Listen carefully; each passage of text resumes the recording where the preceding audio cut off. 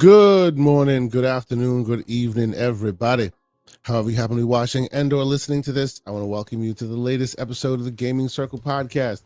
The podcast where, yes, as you can see, we are missing a certain Everborn Saga. Shout out to Mrs. Everborn Saga. It is her birthday weekend. Salute to Mr. and Mrs. Everborn Saga. I hope they're doing well. Hope they celebrating. But of course, I'm here and I have a great guest. Second chair. I'm your host, Mr. K. Asante, TK Asante, and all the places we communicate. And I'm joined by a man who's been on this air before.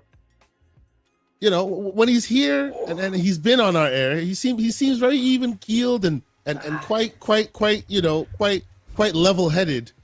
But as I hear it on the net, he's kind of a firebrand. Gamsley, welcome, sir. What's going on? Everyone hates me, Kay. What's going on, bro? I'm back. I took a break. I went from the Shire to Mount Doom. I came back. I'm glad to be back. Thank you for inviting me here. It's good to be back on the internet. Thank you.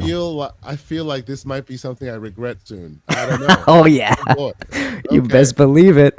No. Okay. All right. We're all good. I'm happy to have you here. See, BT Maverick is in here. He says, I love Gamsley. There you go. There you go. Not everybody hates you. Well, he also likes terrible people, too. So I don't know if that's a good thing, BT. The only man in here that says he likes you, and you slander him right away. Well, I mean, yeah. Have you seen him? He's slanderous everywhere he goes.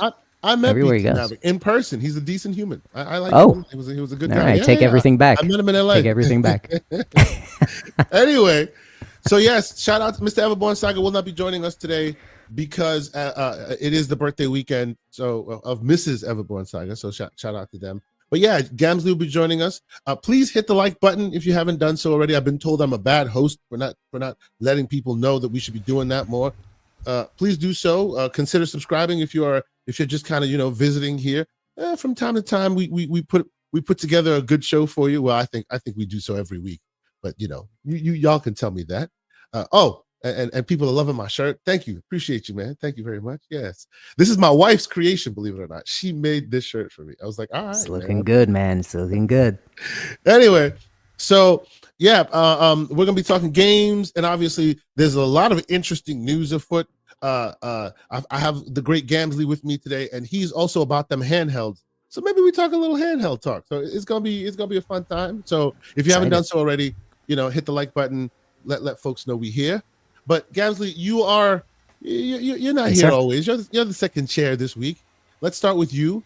What games we've been keeping us busy with? Talk about some games that you've been playing this week. Yeah, sure. Well, first of all, just to say, Everborn, we like to cover it up, but Everborn's actually trying to fix his Xbox Ally X. I think he's going to return it for a claw, right? That's where he is. He's not telling us, but just a little hint there. Just a little hint. I've been playing a lot, man. I've been playing of course, the boring stuff that nobody really wants to hear, but I will say it anyway. League of Legends, baby. I'm on that League of Legends grind right now because, as no one knows, there's a huge TCG game that came out called Riftbound, and Black Viking and I have been just opening nonstop. Right now, yeah. Are you crazy? Like, if I had a ceiling light, I'd be opening packs in front of cameras, but I don't have that set up. But BB and I have been opening packs and sharing what we have on Discord, and I'm sure everybody loves that. Everybody loves card games in Discord, right? We have a Discord, right? You have a Discord? We do. That is discord.gg/tgcp. Nice. By the way, Gamsley, a great member of our Discord. He used to show up from time to time, and then his oil and water energy started walking around, and now he's just like, I'm here to stay. I'm like, now I'm just pissing everybody off for fun. But come join us on that. It's a fun time. But yeah, I've been having a great time in League. It's my game that I go back to. It's my online service game. That's where I get my competitive edge out. So I'm hopping in and out of that. As for the more interesting stuff, Outer Worlds 2, which I will talk a little bit more in depth about that a little later on. Silk Song too. Silk Song. Yeah, Sorry, Silk Song, yeah, not yeah, Hollow yes, Knight. yes, yes, yes, yes. Oh, I yes. Okay. recently, as you know, you're a Hollow Knight fan too. I I'm a love huge Hollow Hollow Knight. Knight I fan. think Hollow Knight One is like the best game, best Mm-hmm, Metrovania game of all time. I'm putting mm-hmm, up there with Castlevania and mm. Metroid for sure, for sure. Silk Song has a lot of DNA, by the way, of those older titles like Oh Castlevania. yeah, Yeah. absolutely. So You I've been earn enjoying everything that. you get in that game. Oh Everything yeah. you get, you earn. Although, did you play the first one? Which Hollow Knight? Yeah, did you play Yeah, first Hollow yeah, Knight? yeah, yeah. Twice. Yeah. What do you? Yeah, I too. I played it on Switch and I played it on PC. What do you think to the not criticism, but to the observation that people make that like that it like in the first Hollow Knight it really took its time. It was an exploration game. Yeah. Then it became like when eventually you got powerful enough, it became like a boss rush game. But it took Hmm. its time, right? All them and this one gets you to the boss rushes on Silk Song rather, gets you to that boss rush section rather quicker than the other one did. What do you think to that I thought? I think I think the I think the team the design kind of shows that it was supposed to be a DLC, right? It was supposed to be this add-on to the Hollow Knight experience. They have a Kickstarter, right? There or they had one for Mhm. it. And the promise very early on was a DLC pack, right? So you could see the DLC influences in this game. Damn you, I'm not Wolf. I'm not. Oh God, what's happening here? Oh, of course, Wolf is here. I love you. Yeah, we're gonna be talking about the portal after John, so you Oh should yeah, stick yeah, yeah, around yeah. on Absolutely, that. absolutely. But the um, the DLC inspirations really shine out early because it expects you to understand and know what the fuck this game is right away because it's throwing some really rude things at you, man. It's trapping Mhm, you. It's mhm. making you sit on trap benches. It's almost like it expects that you played the first one, and then Yeah, right after you were done playing the first one, you a got hundred into this. percent. So you like kind of still have the knowledge of the first one fresh. If Yeah, you man. haven't done that, you will be at a disadvantage for some hours, I suspect. Oh, 100%. Yeah, yeah, yeah. And luckily for me, I played the first one, and I wanted to get my Game Pass achievements because I played it on Steam first. Hmm. So I replayed it on Xbox Game Pass to get the achievements because I'm like that, and it worked out in my favor because it just got me way more like it got me back in the world, it got me back in the feeling. Hmm. All those, and because of that, all those like diagonal like kind of Crazy dive weird to jump, stuff. yeah, Yeah, yeah, it yeah, didn't yeah. really bother me that much because I was like already In the kind beginning, it of used to break my brain, but yeah, towards yeah. I started It to took get me used to like it, it was pretty good. yeah, it Yeah. took me 5 minutes to get used to that stuff. So gladly that happened and I could move on. But you could really see that the team thought about it very heavily at first as a DLC, but then it just I mean it explodes in its own ideas and Mhm. its own kind of charm, right? Like Hornet Yeah, moves way differently than Hollow yeah. Oh Knight yeah, does. absolutely. Yeah. She's quicker. There's like a running dash in this. Like you could get from point A to point B much faster. In Hollow Knight, And it was more of like the charge you to get from one side of the map to the other one. You'd either have to like fast travel or use your dash move, like the dash. I yeah, forgot. yeah. Yeah, to like cross maps. And the late stage of this game has really interesting power ups as well. Oh, it's It's not amazing. the same as Hollow Knight, but it's different enough that I really like it. I unlocked a bunch, and I don't want to spoil it for people because that's the best part of it. Like discovering all the interesting stuff you end up being able to do in the late game. Yeah. It's very cool, very cool. Yeah. Yeah, yeah. Oh, not to mention, don't get me started at like they know what this game is entirely, and they know the criticisms that the first one kind of Mhm, got. Like you mhm. said, like it was kind of slow in the beginning. They Oh completely yeah.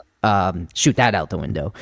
Hmm. Then like oh, it's a little bit obtuse, like abstract, like they don't know where to go and whatever. This doesn't really tell you more often where to go, but it definitely gives you like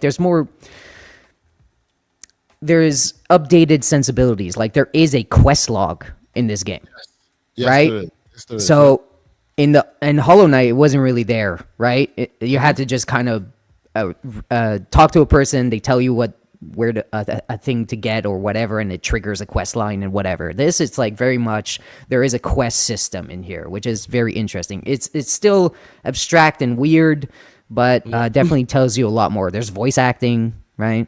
Voice acting. I love their voice acting. I love their voice acting. It's fucking incredible, right? Like they'll do that all day. Yeah. Oh man, it's basically better. It's better Zelda stuff, right? It's just Sure. there's Zelda, more pronunciations and in their Zelda, hums and it's The Sims basically. It's that, Yeah. that kind of, but it's yeah. very So cool.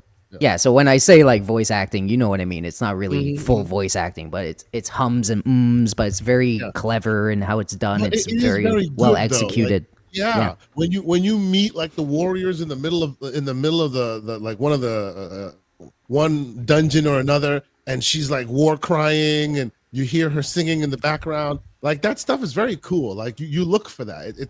It's quite iconic and signature in its way. It's very, very nice. Yep. Very nice.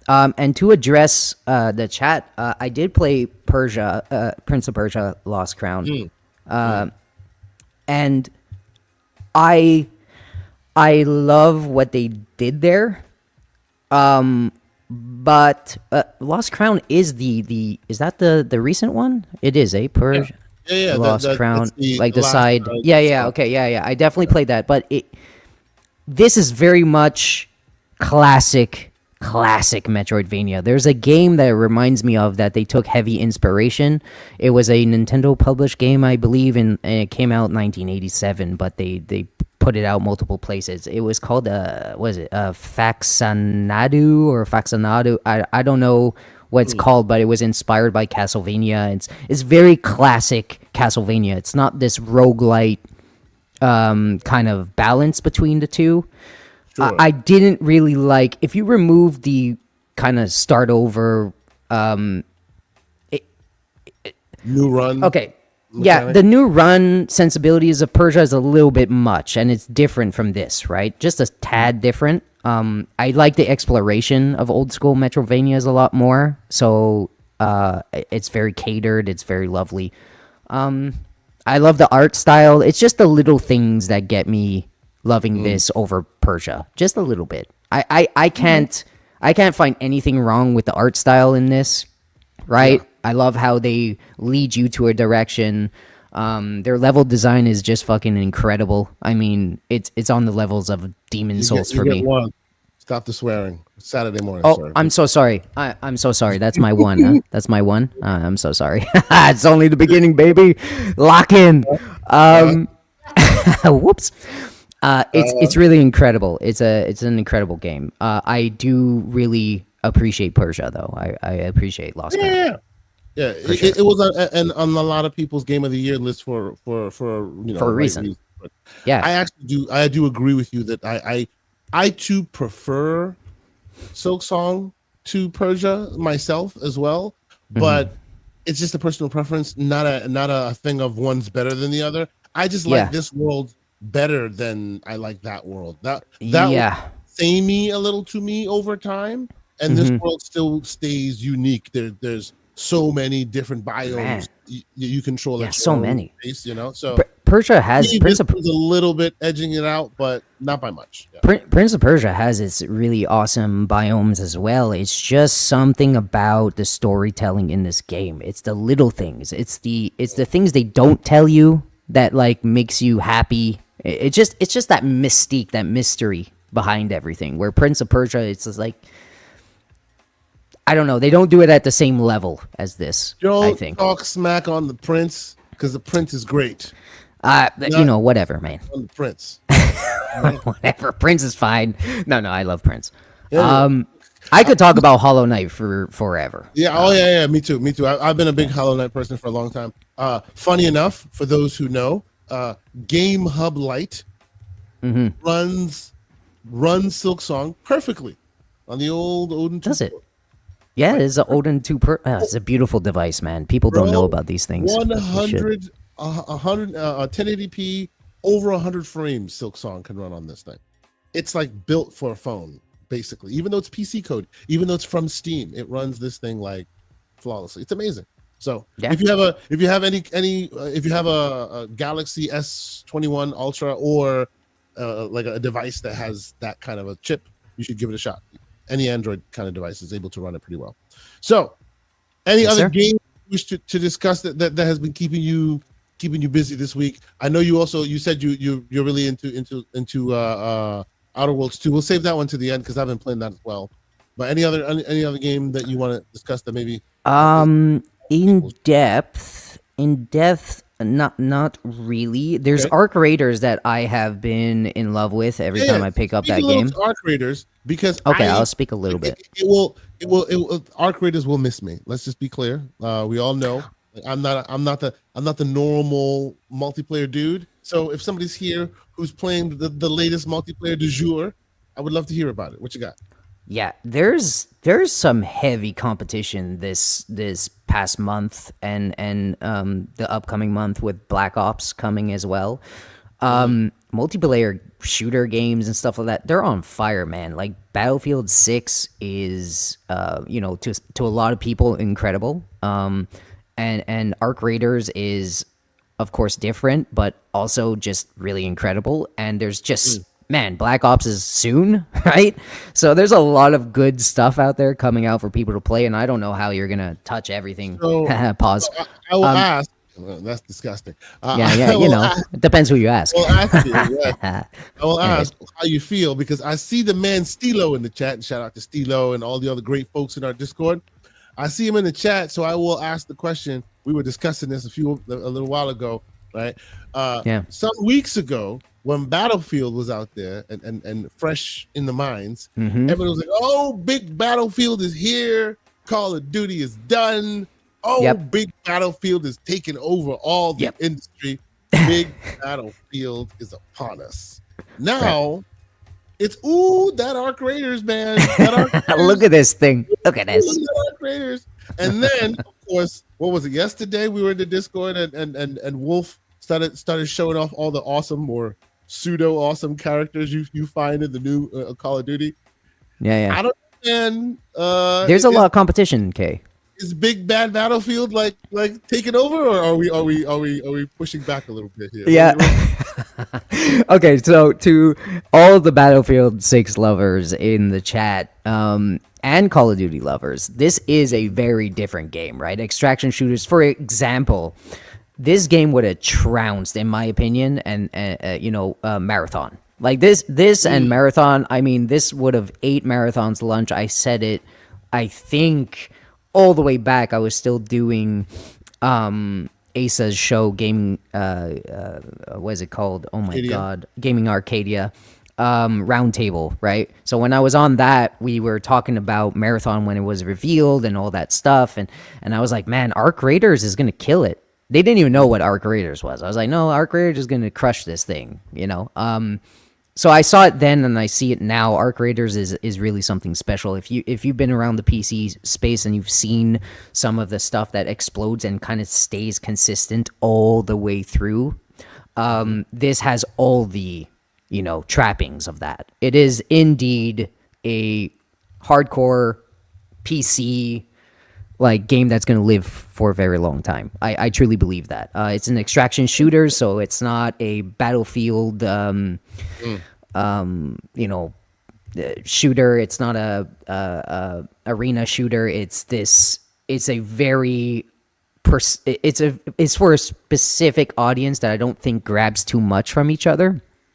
But man, it's at good. The surface, they all look like shooters, but this is a very subcategory that some of the audience will gravitate towards, and not all of the audience. Is what you're saying. Yeah. Like I think in the overall market, I think Battlefield 6 is going to do what Battlefield 6 does. It's going to get that big, large contingent of players that hop on and off after a certain amount of months and whatever. And the Battle Royale is going to take over and whatever. That's going to live hell as long as it wants. But this is definitely a Battlefield 6 for those people that are in the extraction shooter environment. It's very good. There's not much bad I can say about Arc Raiders. It's fun. I think people can translate. So you can translate from Battlefield 6 and a Call of Duty to this game if you're a shooter. I think your shooting skills do transfer very well. It's precise. It's from the same people that a lot of the same people that made Battlefield. So it is a their guns are very well suited. The sounds are great. The accuracy is good. The bloom is under control. Like everything is pretty solid in Arc Raider. So if the only thing I would say when translating to this, everybody mistakes the PvE/PvP as a thing and losing all your gear. They take that, they're like, oh my god, that's scary, right? I'm gonna go in there, get gear, I'm gonna lose it all. I really, really would say go in this game like a Fortnite round, right? Go in this game, search as fast as you can, try to make friends. This is a social game. It's a communicative game. You talk. It's very democratic. Very sorry. It's like it's very like you could show off your talking skills in this, right? So if you're a good politician, you're probably good in this game. But try to snake around people. It's open mic. Try to make friends. It's a very different approach, right? Don't go in there to win. Don't go in there to shoot heads right away. Don't go in there thinking you're going to lose your gear. So don't stealth and go in corners and hide until you extract. Don't do any of that. Go out there, talk a lot, loot fast, exit fast. Sometimes that's not going to get you anything, but it doesn't matter. Off to the next game. It's not shoot first. This is not a shoot first. No. It's more like plea first.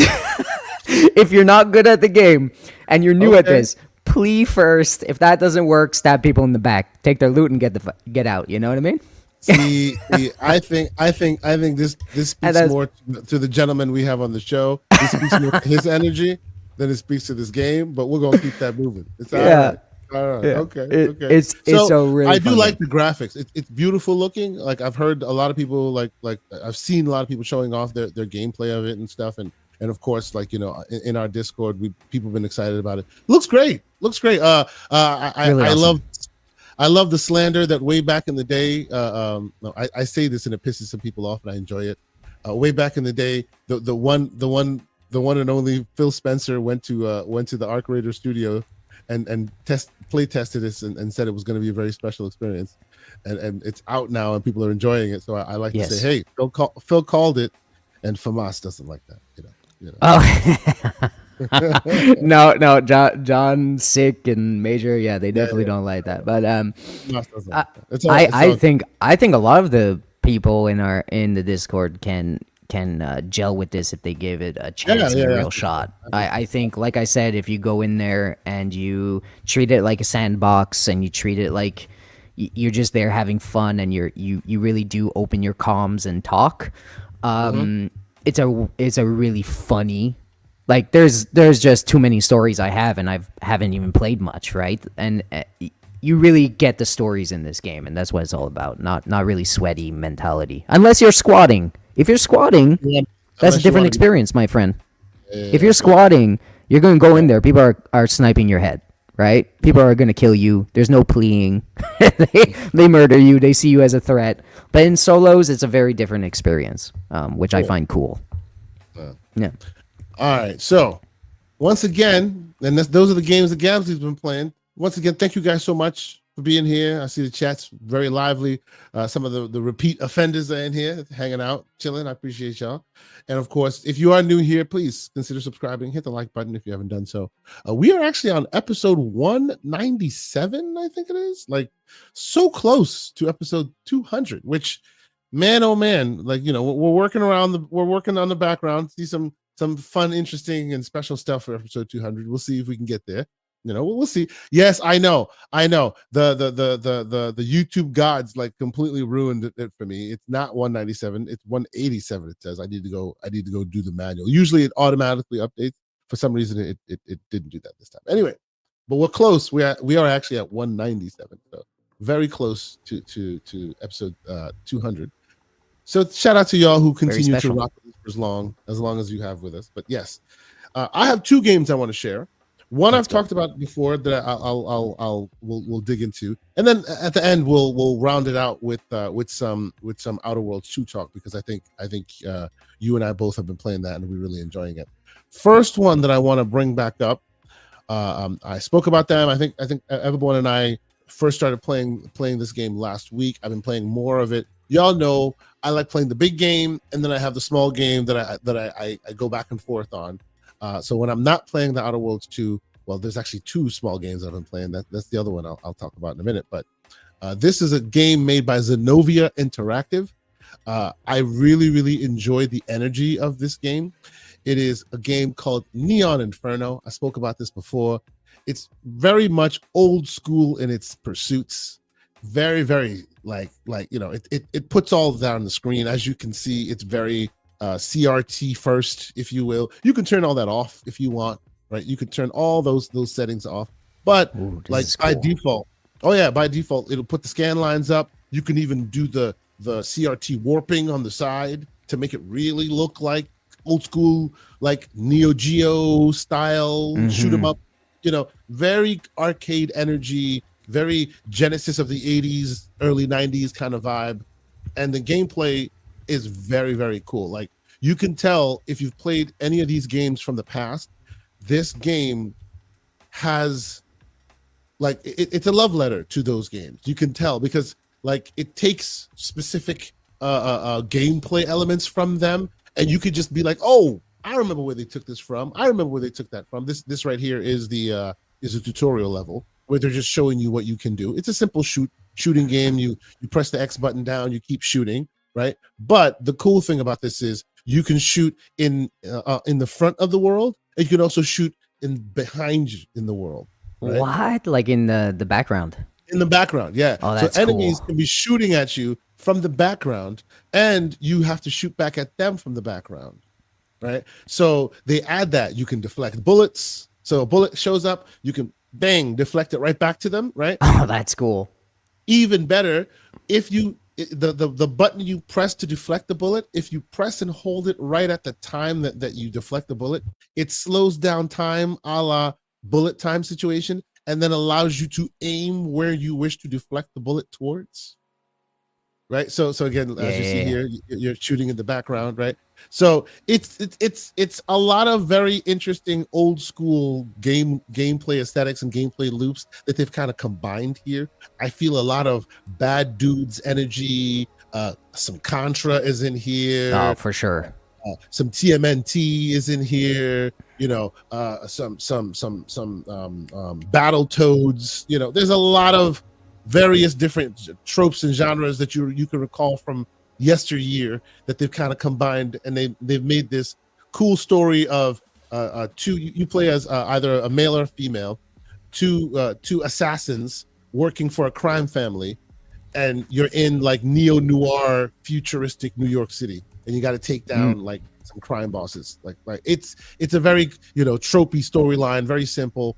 But let me so you're looking at the beginning tutorial level. Let's kick it into the actual story, and you'll see what it looks like. Oh man, Very look at how awesome. cool art this Swagger, is. yeah, swagger on the screen. You press, it's very well executed. It's beautiful, So yeah, if you have a chance to go check it out, it's called Neon Inferno. I think when I finish this, I will do a review for the channel as well as for the website.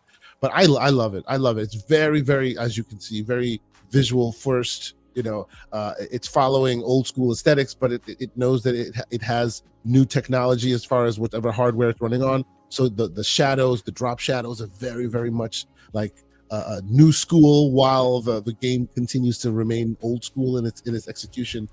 Well done. Very well done. This reminds me of like there was also a Terminator game. I don't know what Terminator game it was. I'm really lapsing on my memory, but it gives me some vibes. They were releasing a new Terminator that had old school kind of 2D vibes. I think I know Well, yeah, based off that, but there's also old Terminator games that look really, similar, but really cool stuff. Yeah. So yeah, if you have a chance to, and this is of course for my Xbox Ally heads, for my those of you who are new in the handheld waters. I'm not sure if this is on Xbox or on PlayStation proper. I think it is on PS5. No, actually, no, I'm wrong. I am wrong. I did look this up. It is on everything, everything, both new and old. So Switch One. But Xbox is dead.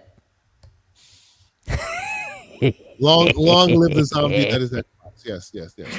It's on all platforms. So even the new ones, so the PC. old ones, PC, yes, everywhere. Obviously, I played my copy on Steam. Like it's everywhere, and it's really good. It's fun. So again, shout out to RetroWare for providing me a copy of the game. Zenobia Interactive. We actually got a chance to interview the developer for this game at PAX East early this year. So if you haven't had a chance to check out the interview we did with him, he just happened to be there. We were like, hey man, your game is really cool looking. And he was like, hey man, awesome.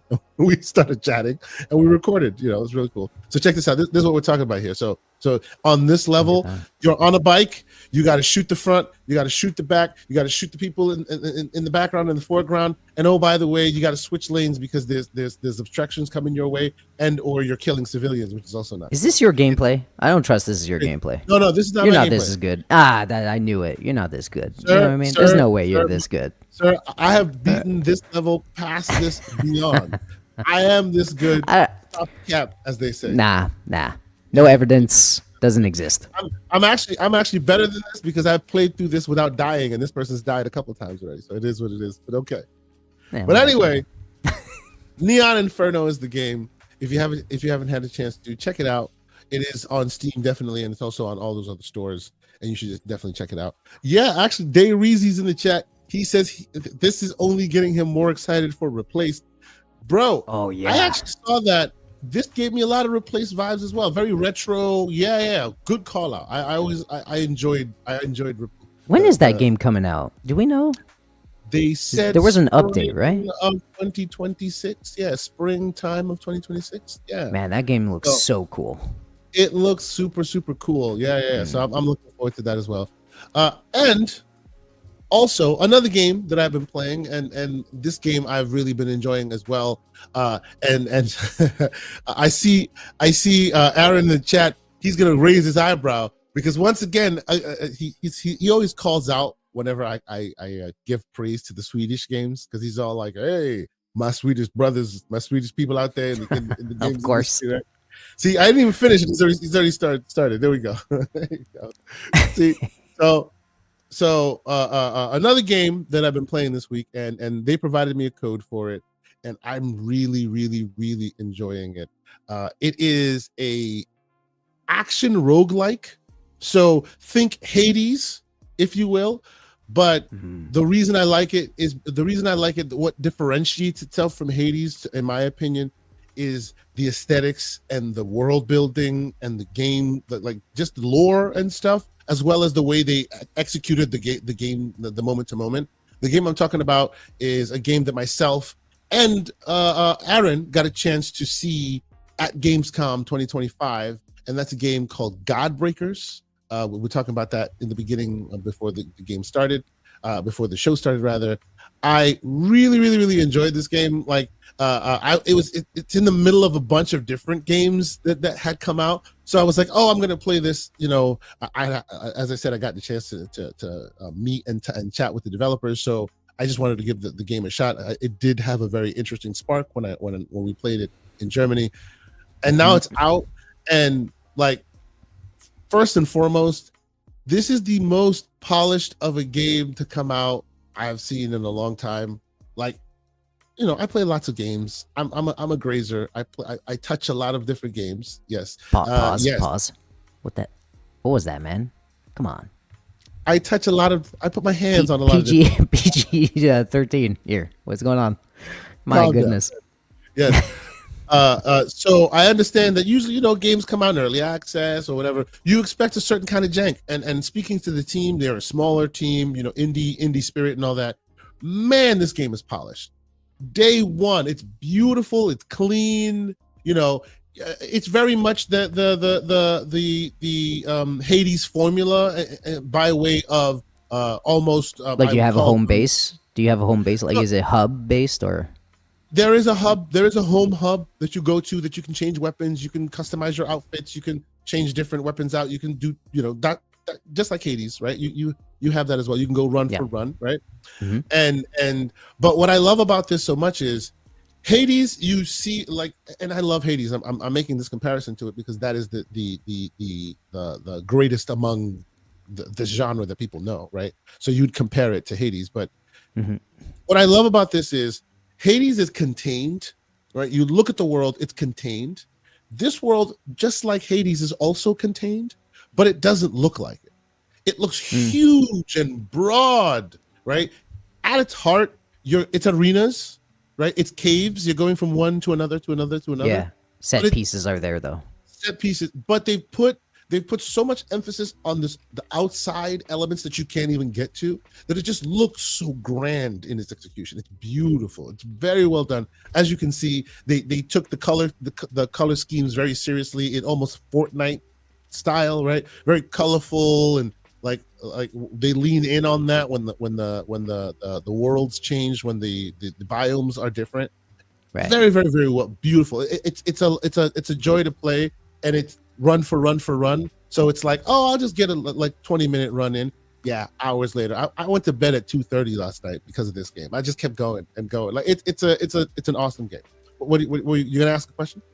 Well, no. I was gonna say, like, what exactly is the complete loop? But it really is just a roguelike, right? Like it's a roguelike. It's an action roguelike. You have different classes as you would in an action roguelike. Like right now, the character on the screen right now is a heavy, right? You walk around with a staff and you do a lot of heavy combat. Yeah, right. And it leaves you open to attack when you're doing some of those combat moves. Does it have any? You have an awesome dash that you can use to get in and out of danger. To cancel some of your animations and stuff. As you see, you can pick up. Just like Hades, right?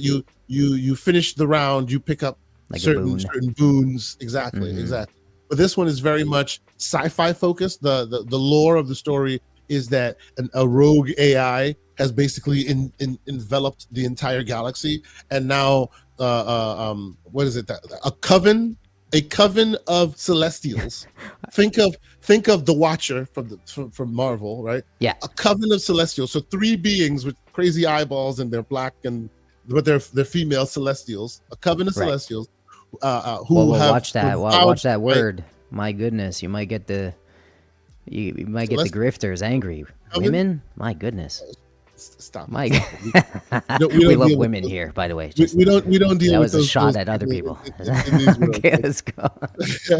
So they have now. The idea is they have now vowed to fight that rogue AI that enveloped all the world. So they bring back different warriors from humanity, right? Right. So when you jump into these worlds, you're jumping into pieces of other planets that have all been enveloped, and this is all coming from the rogue AI's mind. So all the actual monsters are half robot, half cyborgs, basically, and they drop like weird goo that is in a sci-fi way helps you augment your suit, and it gives you use their goo.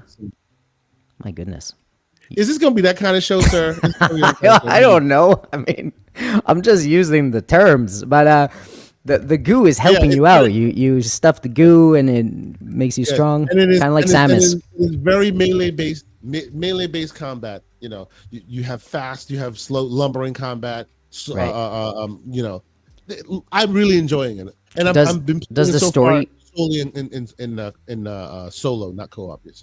Does the story progress like in the hub spaces, or do they kind of sideline it forever and this is just a cool co-op shut your brain off? Actually, what I like, and actually that's why that's another thing I like about this game. That's why I think the story execution is almost Destiny-like. In those hub worlds, you can get animation, you can get like story delivery, but even when you execute in the objectives that they provide you, right? There's an objective too, and you see that you're as you go, they have like a hierarchy as to getting to the big boss. So you have 2 choices. Right. You can go either left or right, and then you go higher and higher and higher, and then ultimately you get to the boss. So while you're getting that progression to that boss, in between those rounds, they'll even be talking in your ear. They'll be giving you really cool lore drops. Very interesting, like well crafted voice acting like Destiny like, right? Right. And a Yeah. very regal language to explain what's happening in the world and why you are where you are and why humanity is where they are. And it's very cool. Okay, I've very enjoyed deep. my time with it. Yeah, it's Does really the cool. Yeah. does the one last thing, and then we can move on to another thing. But what the incremental upgrades? I'm assuming you get into incremental upgrades just like other roguelites. Yeah. Are they well executed? Do they give you too much? Do they give you like not enough? Does it It's a slow burn. does it impact you a lot? Yeah, it's a slow burn. I will tell you that it's a slow burn, and it's good that you mentioned that because, like, just like Hades, you need to kind of fight through it a little bit in the beginning, right? Because you got to kind of grok where their progression is, because sometimes if you don't really like connect with it, you end up finding that you don't have enough power for where you enter, right? And you're just kind of behind the eight ball, if you will. But and that's what kind of slowed me down in the beginning, but I'd say about 10-12 hours in now. I've been playing it off and on a lot more on the handheld.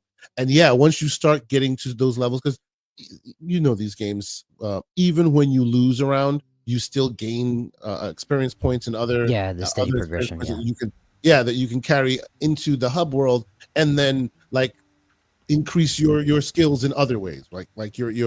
your speed or different weapons Health or all of increase. that.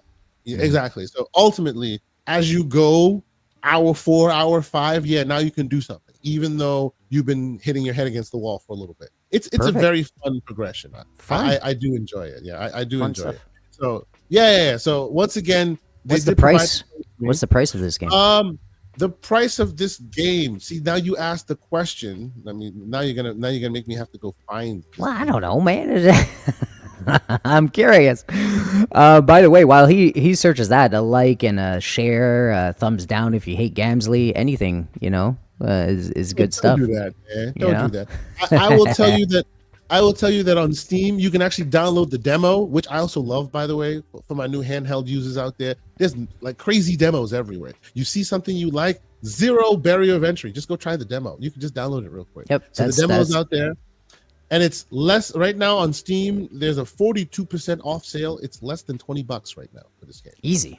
Nice, cool. Yeah, and the idea from the devs that we spoke to was that it does have a beginning, a middle, and an end, but they want to add more content. They want to augment. You can do a lot of customizations. There's a lot of replay value. Obviously, you see the co-op. So as more people play, they'll add more into it. So it's a cool game. Good for I've them. enjoyed my time with it. More and more, we're seeing a lot of these smaller devs really put a good price, a premium ish price on these games, and it shows confidence, and I hope they get it. Helps them around.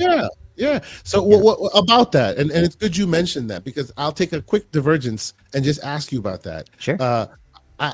What do you think about the world we live in today, where we do see that the $70 game and the $80 game may very well be upon us, but also there are games like this who do very interesting things, and they're very well priced. Your Expedition 33s and this game, I would argue. What do you think of that world? Because people were very worried that with the advent of the $80 game, oh no, now that's the floor. But I'm seeing a lot more less than 50 price. Right. Yeah. Well.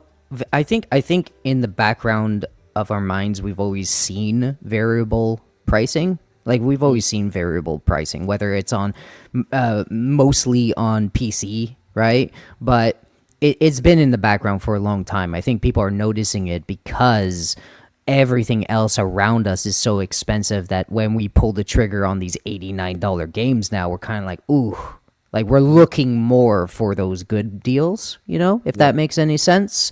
The people with big wallets are always going to look at a thing and buy a thing, and that doesn't matter. But for the people that are a little bit more conscious about spending money on their entertainment and stuff like that, they see these things often. So variable pricing is good and always has been good.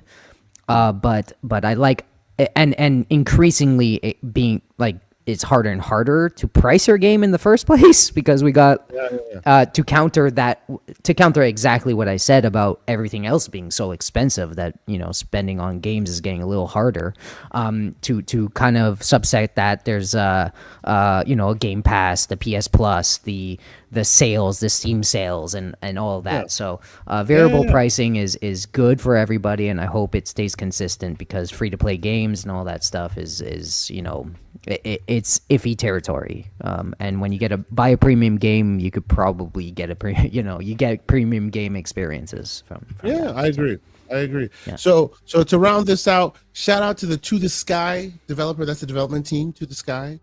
We got a chance to hang out and chat with them in Germany, and they were very, very generous with their time and showed us all this cool stuff about this game. So shout out to them and the Thunderful Publishing team for providing me the code to check it out. I will continue to be playing this game. I actually hope other people play this game as well. I'll put a link to it in the description. I hope more people play it because I want to try to get into more of the co-op stuff. I feel like I'm enjoying the single player aspect of it, but I feel like this thing will really kick into high gear when you have like a squad of folks that you're playing it like in a team.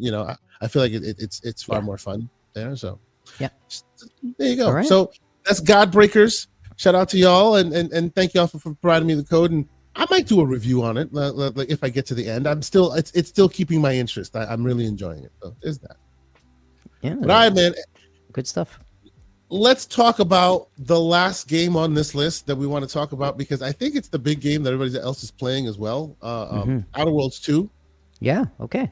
How much time do you have in the Outer Worlds 2, sir? Right now, not as much as I would like. So I got 24 hours, but I am a person that, I look in every nook and cranny. So how this game is built is usually like there's a spider web on like a detective board, quest system where multiple quests could lead you to your end goal. Right? That is the structure usually of a lot of Obsidian games and a lot of RPGs. So I usually, before moving on to a planet, I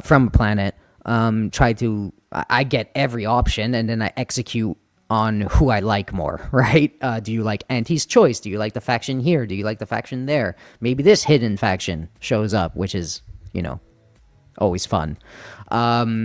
And then you choose accordingly. But I am playing the game like that. I think I would be near the end if I wasn't. I think it's you could speak more on that. It's more of a 34-hour game for Golden Path or something like that. Maybe even less. About that way. I'd say if you want to really be a completionist about it for the Golden Path, I'd say about 35 to 40 hours you could do that. But if you're playing it really get all the aspects of it. You're gonna be in it for I'm there for 50 hours, huh? So I love this game. I've been playing this every chance I get. Like I said, I've been bouncing off Silksong, this Outer Wilds 2, and I've been doing League and all that stuff. So I even completed Ninja Gaiden 4 if we want to talk about that randomly across the episode. Okay. But I'm sure a lot of people have talked about it or heard it before, but Outer Worlds 2 is great. I'm finding things that I never would have found if I just played this. I want to say this not in doubt of Avowed, which we're going to talk about later. We have a topic about that, but if I was playing it like I played Avowed, I would never have uncovered a secret. So in this game, you could really talk extensively with all these characters. You could talk and talk and talk and talk, and at the end of the chain you will find there will be some quests coming from that you wouldn't have gotten if you didn't talk to this person more, right? It's kind of like that spam talk mentality in old RPG games of the 90s, you just spam talk the same Pokemon character and then he'll say something new or something like that. This is very much that. A lot of dialogue and a lot of chains and possibilities depending on your character traits and all that stuff that you might get into. And it's subtle. It doesn't really tell you often that, hey, this dialogue will lead to a, let's say, gambler trait quest line, right? So yeah. it doesn't tell you that in the beginning, but then as you go, you obviously get the choice to get the dialogue that you want. But so I've been Let me ask you this, experiencing some bro. stuff. Yeah, and I don't think that existed very much in Avowed. I think Okay. Avowed was very much they tell you most of the time what's up. I think it was a little less intricate in the dialogue systems and the rolling systems and all the background stuff. Yeah. It's just a little less on that Sure. Sure. in the depth department there. But So, but about the dialogue, let me Yeah. let me pause you there for just a bit. Let me talk to you about the dialogue. Yeah, 'Cause what's up? While I was playing this game, and you said this, and it really like clued this in for me. And I'm not saying this is what we want. I'm not saying this should happen tomorrow, but this game more than most makes me not. I wouldn't say want that future, but like look forward to, or maybe see that future where like these NPCs could be AI back, where they couldn't say the same thing twice. Because Yeah. there's a lot Yeah. of intricate dialogue here, right? Right. And every time you talk to them, they say different things, and it's Isn't it crazy? the world feels super lived in, right? Isn't it We've been crazy? talking about, yeah, we've been talking about it in the Discord, where like the best part about this game is you can try your best to break it, right? Yep. Oh, you need this NPC in order to get forward. Kill that NPC. See what happens to the world, right? You need this to move forward. Get rid of them. See what happens. And somehow the world always adapts, because there's like 15 ways to do every problem, right? It's really cool, you know?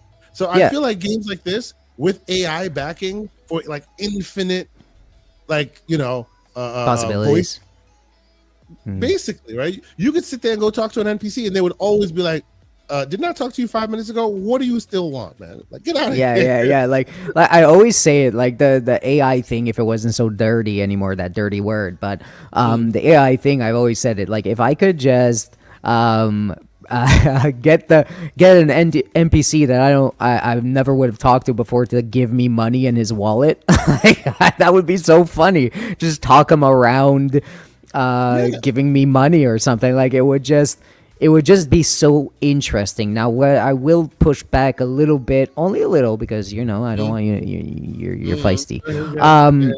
It's just this is coming from a writer that's very good. Like the writers in Outer Worlds 2, these people put in really good language. They put in really good. They just know what they're doing, right? It's not guarded. It's open. There's not weird agendas going on. Even though, yes, the overall theme has a message. It has a very pointed view, but in the dialogue, it's very open. It's not shy to say certain things where before maybe people would.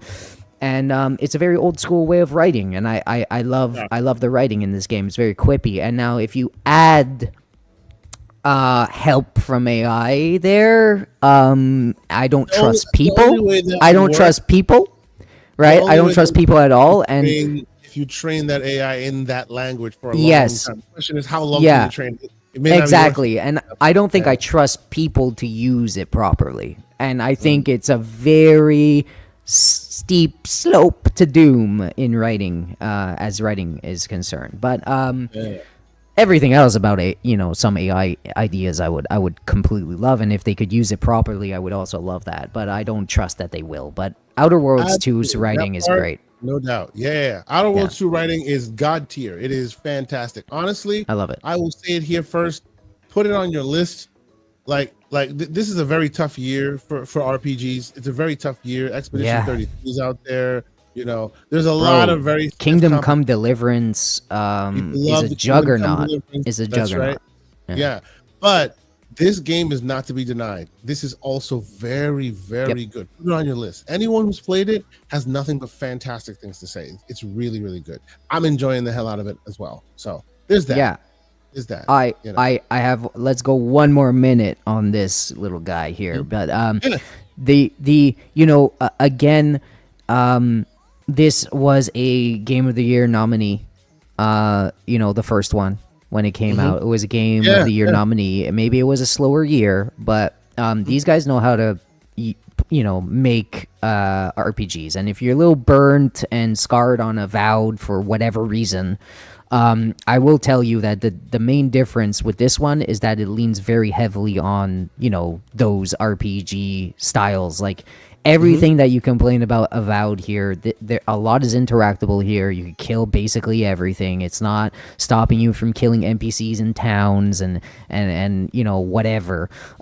This is not that. This game and this team focused on the RPG stuff, and you could tell. You could tell very heavily. And Avowed, love it. It did its a different thing. I think that development team was different, and they wanted to make it a multiplayer game, and they had to pivot, right? But this is very much an Obsidian RPG, so you're really doing a disservice if you like the first one, not playing this one. It's very great.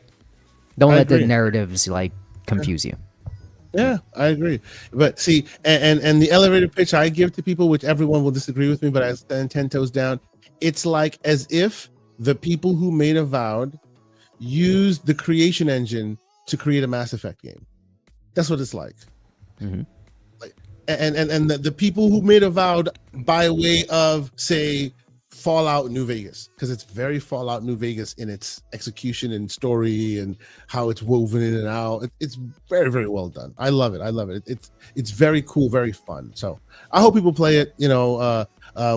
We've been speculating that it may not get the attention it deserves because of when it's releasing and all the meta conversation. But like in a vacuum, this game on the merit, it's so much better than Avowed. Yeah, it can't. And I liked Avowed. I thought Avowed was great. They put so much more on the screen here, both in resource and in care and in the gunplay is excellent. It's really, really good. It's really good. Yeah, I think where it lacks only is I think Avowed's, like I said, different resources going to different places. Like in Avowed, the combat was so good. Like it free flowed very well. There's good animations there for kills and all that stuff. I like the mixing and matching of the various weapons in Avowed. And it flowed like the slowdown effects and how it complements everything. It used like a wizard weapon along with a pistol. Dude, I was doing wand shield, and that shit was that stuff was so fun. The combat and parkouring in Avowed, I think there's no match, right? In here, there's not much parkour. There's not much of that, I enjoy my double jump, man. My double jump. No, 100%. I enjoy. By the way, you can miss the double jump at some point, which is funny. There are people who played this whole thing who almost finished the game and never got the double jump. Isn't that crazy? Isn't that crazy? You're losing so much for not having that double jump. Just saying, but yeah, in Avowed, I it's just how quick, like the level design was very much made for vertical climbing, and you could tell, like how they grab onto ledges and how you move in Avowed is very, very different in my opinion. I think it's a little quicker, it's a little more snappy, like you cling on to stuff way faster. So in that respect, I think I give it to Avowed, but I think Outer Worlds 2 edges it by quite a bit in some instances. Yeah. Shout out to the great Lucius Augustus in the chat. He says he loves both games. He agrees with you here that you can tell that the Avowed team was a smaller team that made it. So I think different for sure. We're in agreement here. I loved Avowed. I think Outer Worlds 2 ups the ante in almost every way. Like they did such a great job. I'm enjoying my time with it. So I'll keep playing it, while playing the big games as we are. It's what we do. But all right, let us switch gears a bit. Before we do, I will say once again, thank you to all the fine folks that are in here that always continue to join us on these shows. We're very, very close to episode 200 these days. I know it doesn't look like that in the thing. We'll fix that later. I don't know. At least you corrected Avowed. Yeah, I know. The whole thing. It was on my phone. The whole thing just was wild.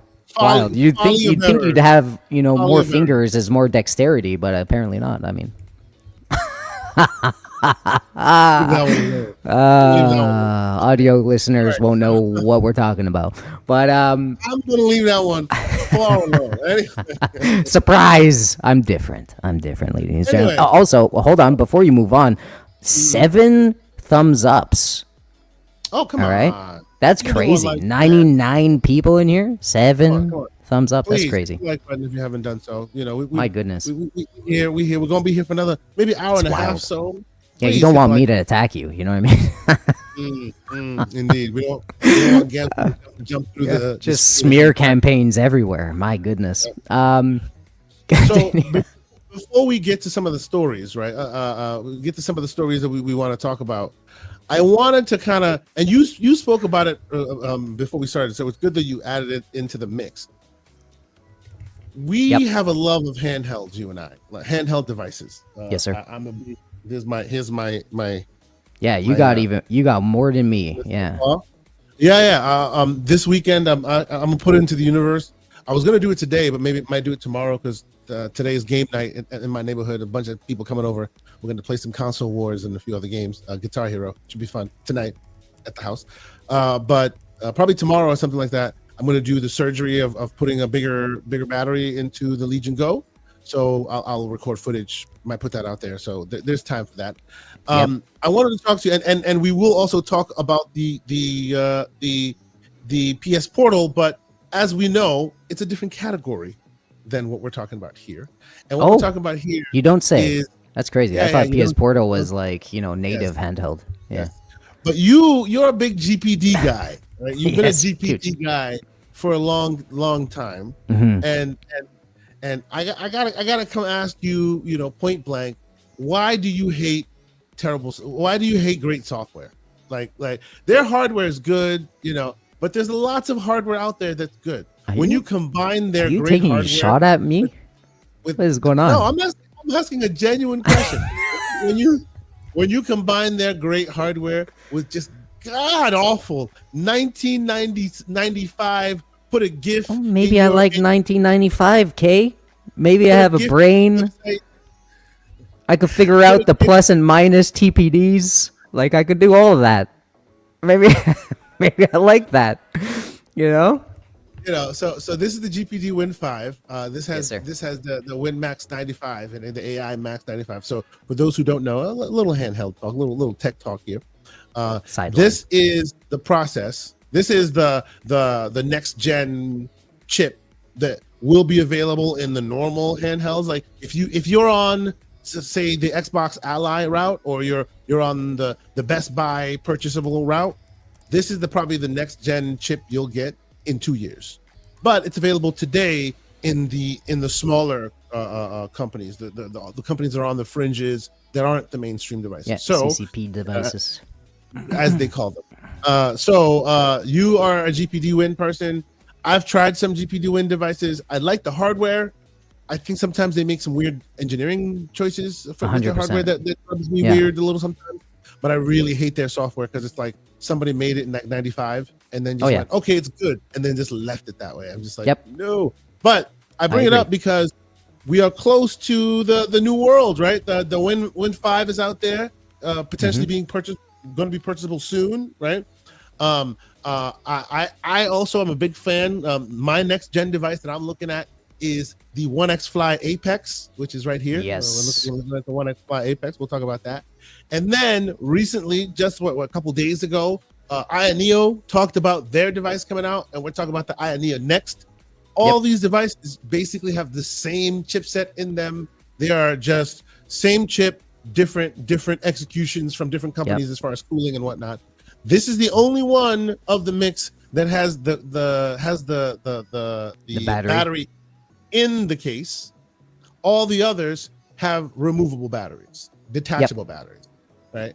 So first, and by detachable, by the way, by detachable, he really does, like K means detachable. They're not. Detachable. There's no battery inside. You can't use this thing without a battery unless it's plugged in. Yeah. See, those are the places where you attach the battery, and that's the battery attachable. We call it the BBL edition of the handheld BBL edition. It is what it is. It is what it is. And unfortunately, the reason why, for those who are like, you missed me with that, the reason why you're getting this is because this chip is just so powerful. It technically should not be inside a handheld, and in order to make it fit in a handheld, they externalize the battery, right? So that there's more room for heat dissipation and things like that. Now, to give you guys an understanding of what this is, just to give you an understanding of what this is, right? Steam Deck, right? Steam Deck gets you to 18 watt TDP. That is the top end of the Steam Deck that's been out for a while, top end, right? 18, and that's max. Those of y'all who enjoy your Xbox allies and your ROG allies and your Legion Goes, Legionnaire stand up, all y'all, you're between 8 watts, slow, I'm just sipping a game, to 30 watts. Oh, that's max, 30 watts, right? If you're on the Xbox allies or you're on the ROG allies, you plug it into that special plug and you dock it, and now you're at 45 watts or something, but that only happens in docked mode, if you guys know what I'm talking about. These devices don't wake up out of bed until at least 35 watts. Yep. Steam Deck, but hold on. 4 watts. Yeah. Switch 2, like 3 watts. Yep. This dude does not wake up. It goes, huh? What? No, what? he's Michael Jordan, bro. He doesn't wake up for $10. You know what I mean? Until you hit it with 35 watts. And how high can it go? Up to 120 freaking watts. Now, yeah. That sounds super uber powerful, and it is, as super. I'm describing, right? But those who know that in the world where you run your ROG ally or you run your Legion Go, how does that fan sound when you top it out at its high end, which is 30 watts? Very, very loud, my friend. 3. Yes, sir. It sounds like it's about to take off on you. Mm-hmm. These dudes don't wake up until 35 watts. So my question is, do we have to like put on headphones when we play these things? Will it sound like a lawnmower? Like, what's good? What do you think here? and by the way, so the GPD win goes to 80 watts, I think, like on a fan, just in a fan. They're going from 35 to 80 watts. So how are you going to cool that? How's that fan going to sound? Lord, we shall see. By the way, the 1X Fly, that mother effer goes up to 120 watts total. Wild. And the crazy thing about this guy is they have a standard version and a liquid cooled version.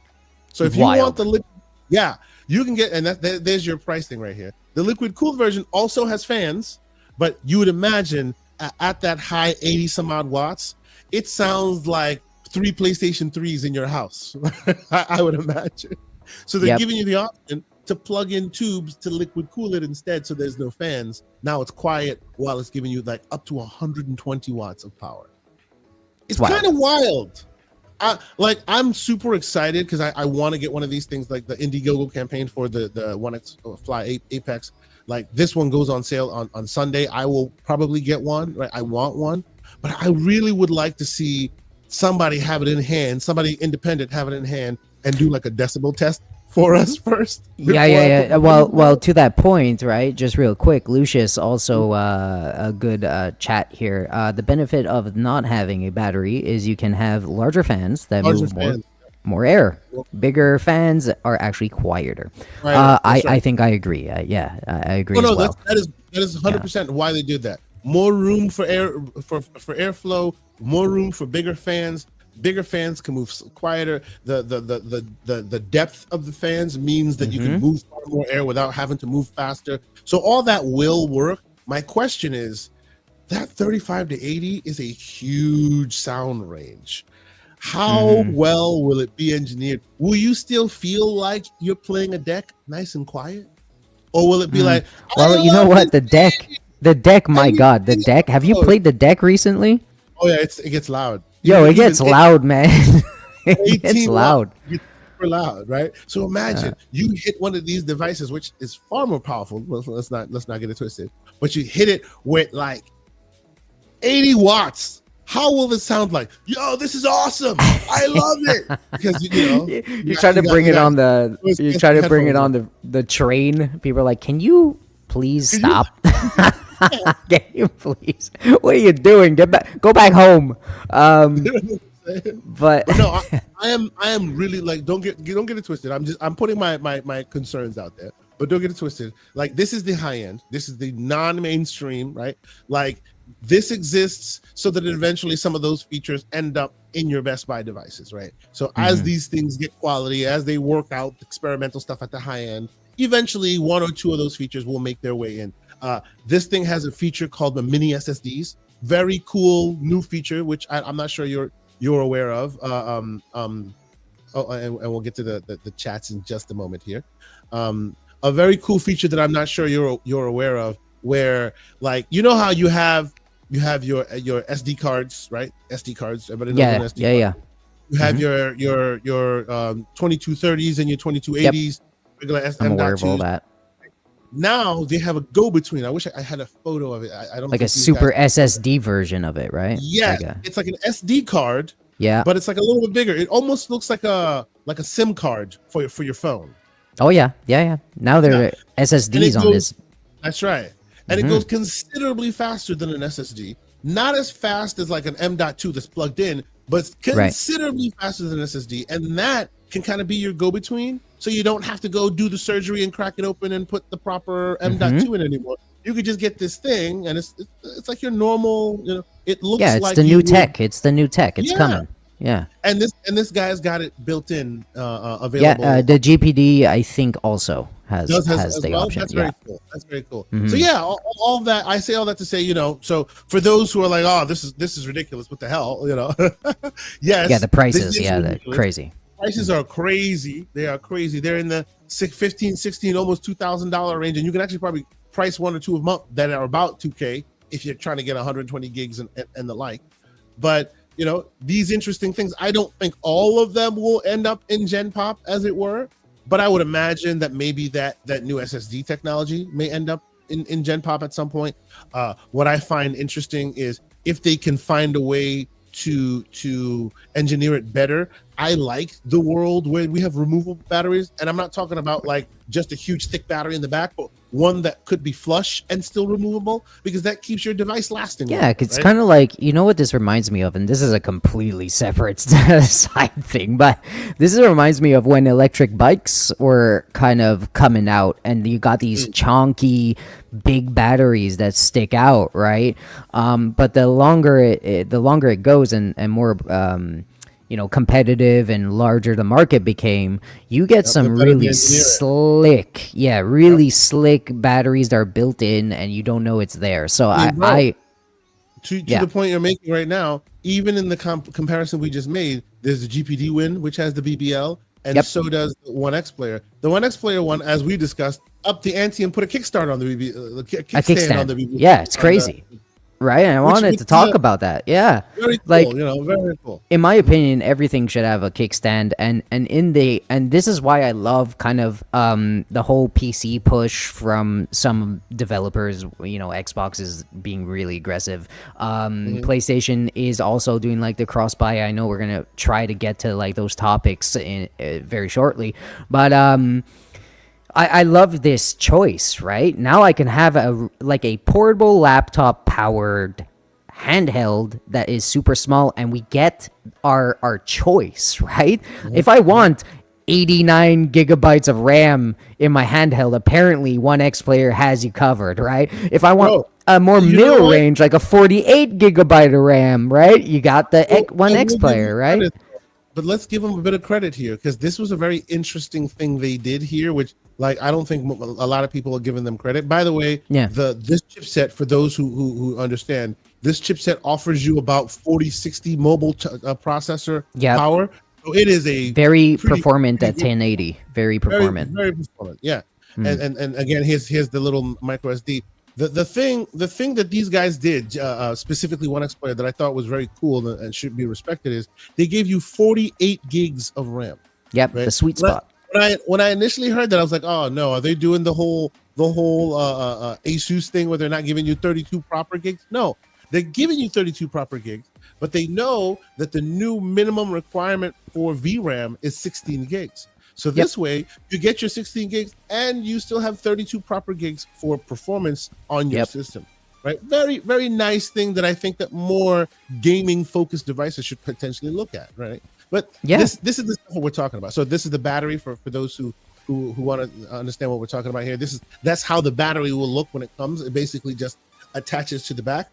The cool thing about that is that's an 85 watt hour battery. You can buy that for like $50-$60 and have 2 or 3 of them in your backpack and switch them out in the middle of a gaming session, right? So yeah, we'll move on from this topic because I know that this is the high end and not everybody plays in these waters, but I appreciate that it should be brought up, right? It should be brought up because it's all about choice, and with this new kind of PC handheld revolution that might or might not, blow up to mass scale, it really does. It really is nice. You could go for, if weight matters to you, the GPD Win 5 is gonna be your choice. It's 500. It's smaller. It has a smaller screen, but it's just as performant in a less gram. It's like 520 grams versus the 680 of the 1X, right?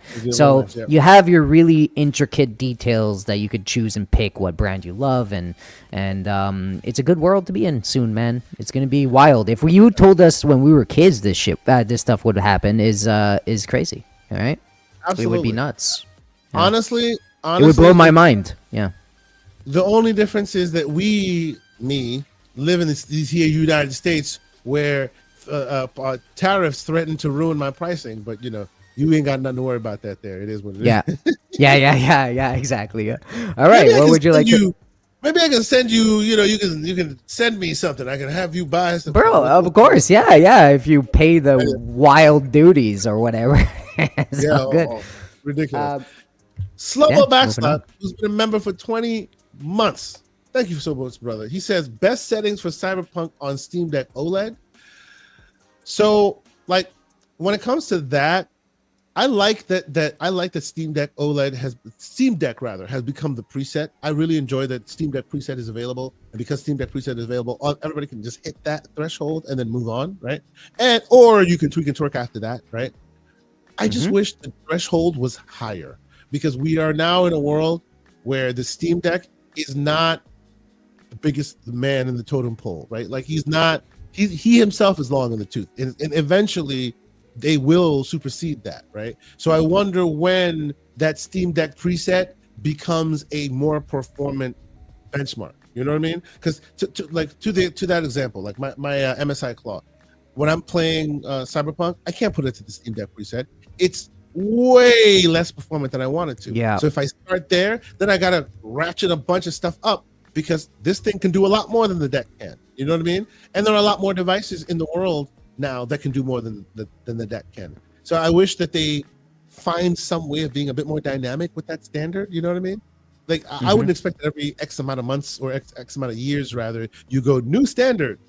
I don't know about that, but I think it'll just blend in that type of detail is just going to blend out of existence like it always has in PCs, right? It's just going to blend in the background. We won't really think about it. It's just going to be, right now the preset is this because it's the most kind of popular quote unquote PC handheld out there. It's the lowest spec that people are actually buying to play games specifically, and developers are going to look at that for as long as possible, right? For as long as possible.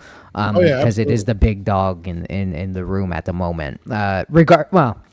Except for like the Switch, which is a completely different, lane. But that's a closed ecosystem. Yeah, different exactly. All right, what's next on the little docket here? He's here. He says, please like and subscribe. And Gamsley's a weirdo. Whoa. Said, are you calling me out for having different fingers than you? That's crazy. I'm sorry. Like that's the unfortunate thing that some people have found out and started using against me on this channel, Gamsley. If they put it in the super chat, I have to read it. So, just slander. They're just using it for slander. Soil Tech. I'm a slander delivery device these days. I apologize. I should have came to this podcast in like a Christmas outfit or something, just for him. I would have hated you because I'm not a Christmas. You already hate me, Kay. All right, you already do. Fuzzy Belvedere is here. He asked a very pertinent question: Steam Deck 2 in 2026? You know, I think we get one more year. 2027. Yeah, they have OEMs. They Yeah, have it. true. They They're could now wait. Yeah, backing Lenovo, so they could wait. yeah. They could totally just sit back, relax. Everybody loves them anyway, you know, and come out with a proper upgrade. You know, I think so. I think that's how you. I think that's how I would do it. Just sit there and get all the goodwill and get people hungry, and then when get people drop used to some OEMs when they're powerful, and then boom, drop the Steam Deck 2, grab all the spotlight from the OEMs again because now you're the most powerful thing again, and that's it. See, and the thing that worries me about that in that space is for where they were when they first engineered the deck, there was just so few and far between, and those that were there were so on the fringes. Niche of niche no of one niche. That's right. Like the AOK Zoes have been around for a while. The 1X players, GPDs, everybody. GPDs. Yeah, But they're same so guys. they were so far in the background that even though they were around, normal people did not know who they were or where they were or any of that stuff, right? So they were Steam rather was able to sit down and set a benchmark. Okay, this is the hardware profile, right? And this is the price point.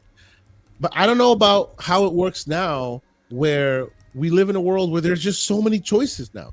Best Buy has just so many choices now. You have so much on the spectrum now.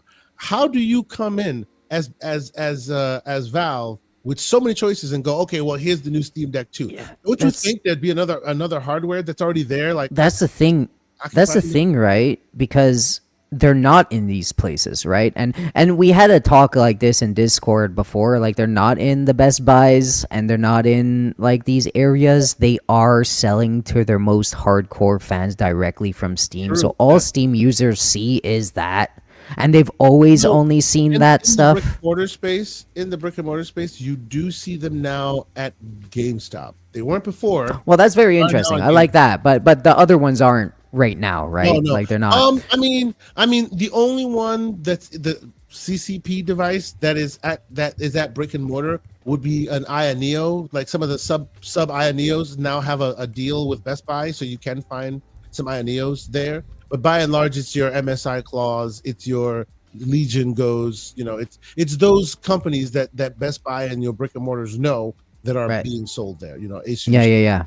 I get it, but you see what I'm trying to say is that the Steam user is very slow. They're slow buying the Steam Deck from the store, and they know it, and they're hardcore Steam guys, so they're gonna buy that. That's the best community on PC. So I mean, that's what's gonna happen. Yeah.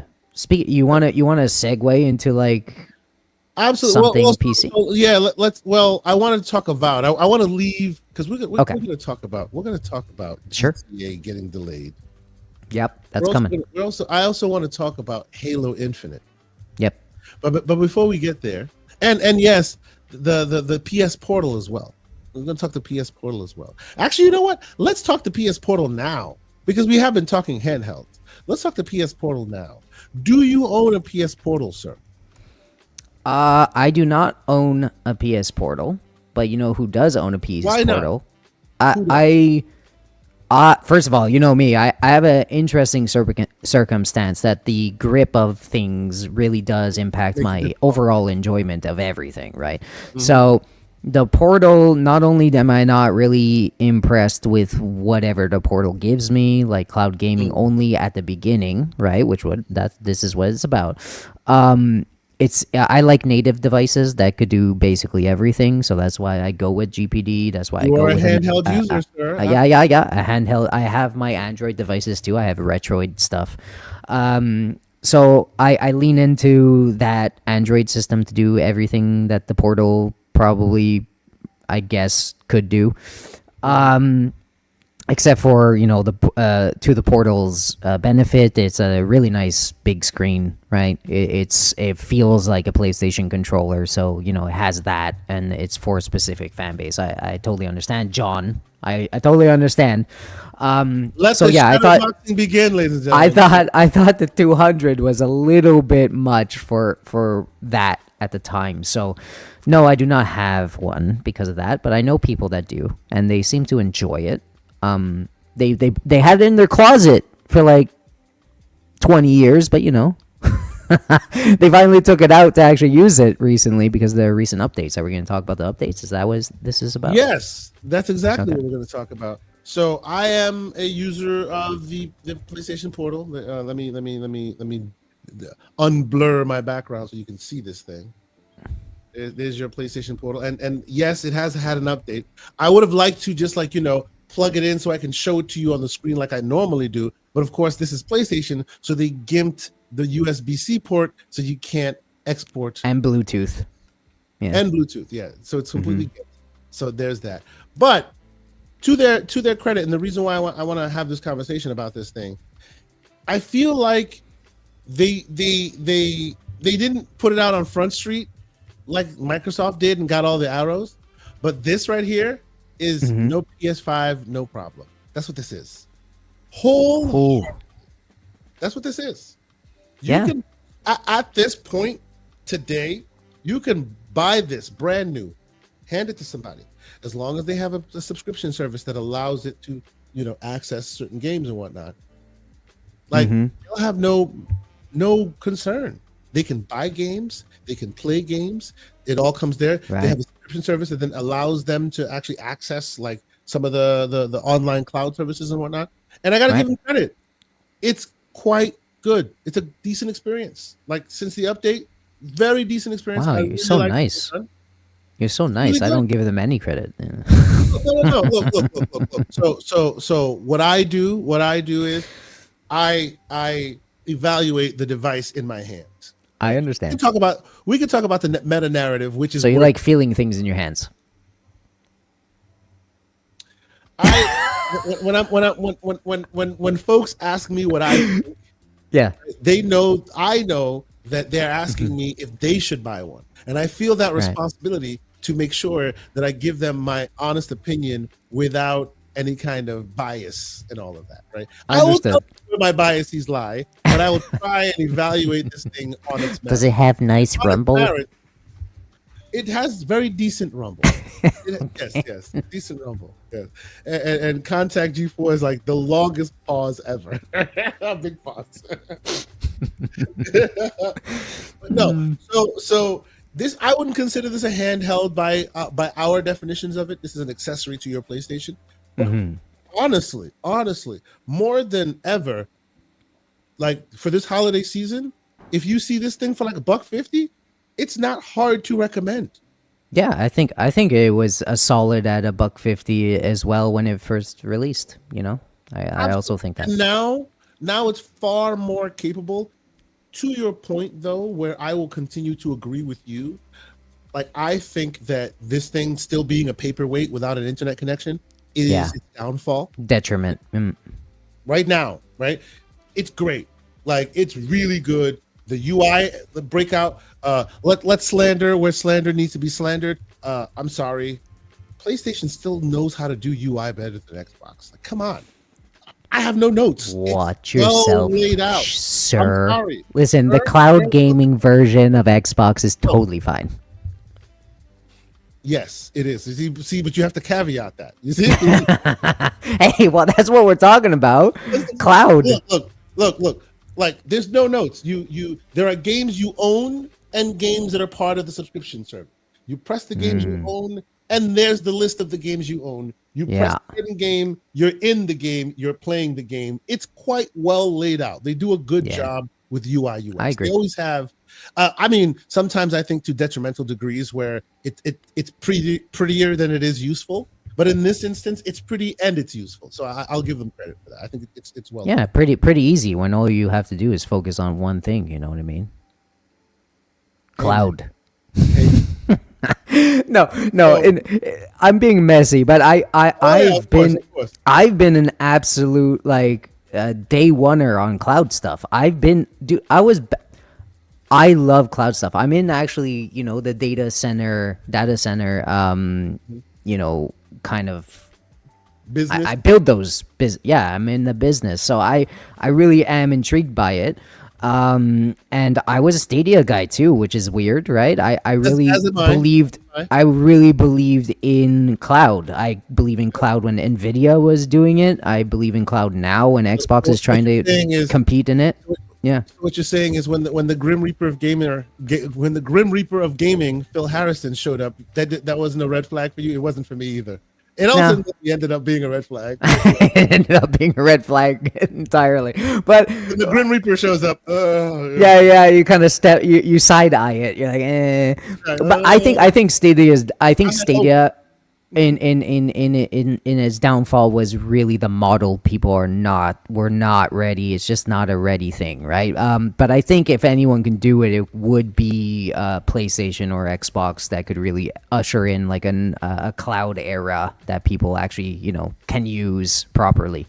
Nvidia being the first, by the way, because they really do. They're spending a ton of money in that area, and they have the power to do it because the GPUs are just so crazy powerful. But you know what? I do think, and this dovetails very nicely into that conversation about that what's going on in the cloud space right now.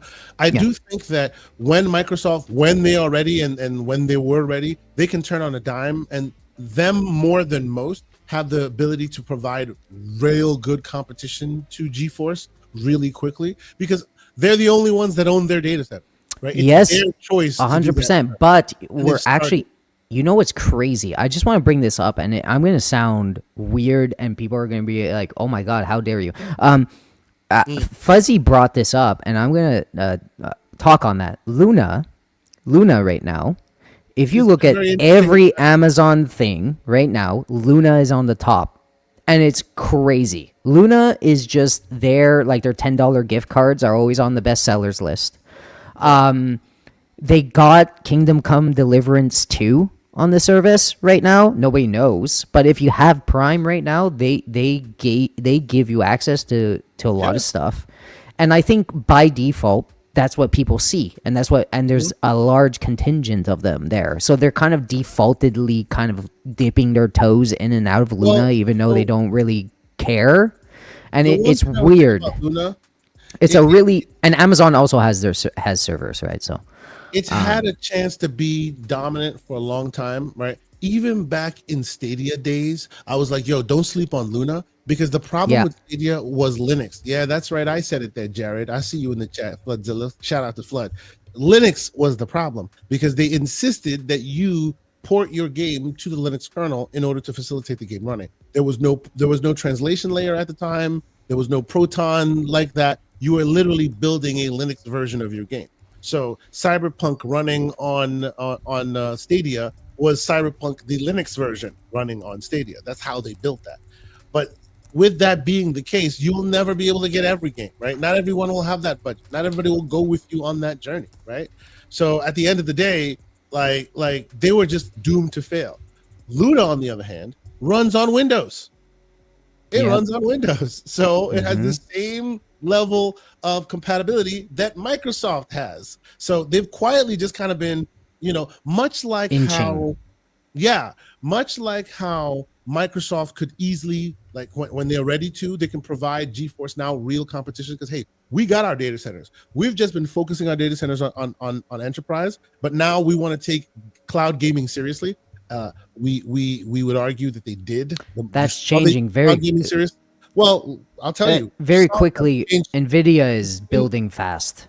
Well, but here's the thing: we have seen Microsoft take this seriously, and you know that the moment you saw them add cloud offerings to all of their Game Pass offerings, and then increase the price, because now you're paying for the cloud. And oh, by the way, now you see 1440p 60 streams on. Oh my God, it's good. Okay, have you tried? Solid, of course I have, because now very good. Those who've been in my DMs wanting to do those comparisons, now we can actually have the like for like comparison of GeForce Now to xCloud, because now they're using their server blades rather than Xboxes in the cloud. Hence the 1440p 60 streams, right? Yep. And if you compare them, it's actually pretty damn good. It's pretty damn good. Yeah, at that point is where the data center is, and that's only. It's like, are you near one? Are you? Yeah, but those who are transitioned, the games that are available on the 1440p side of the house, is sweet spot. Very, very good.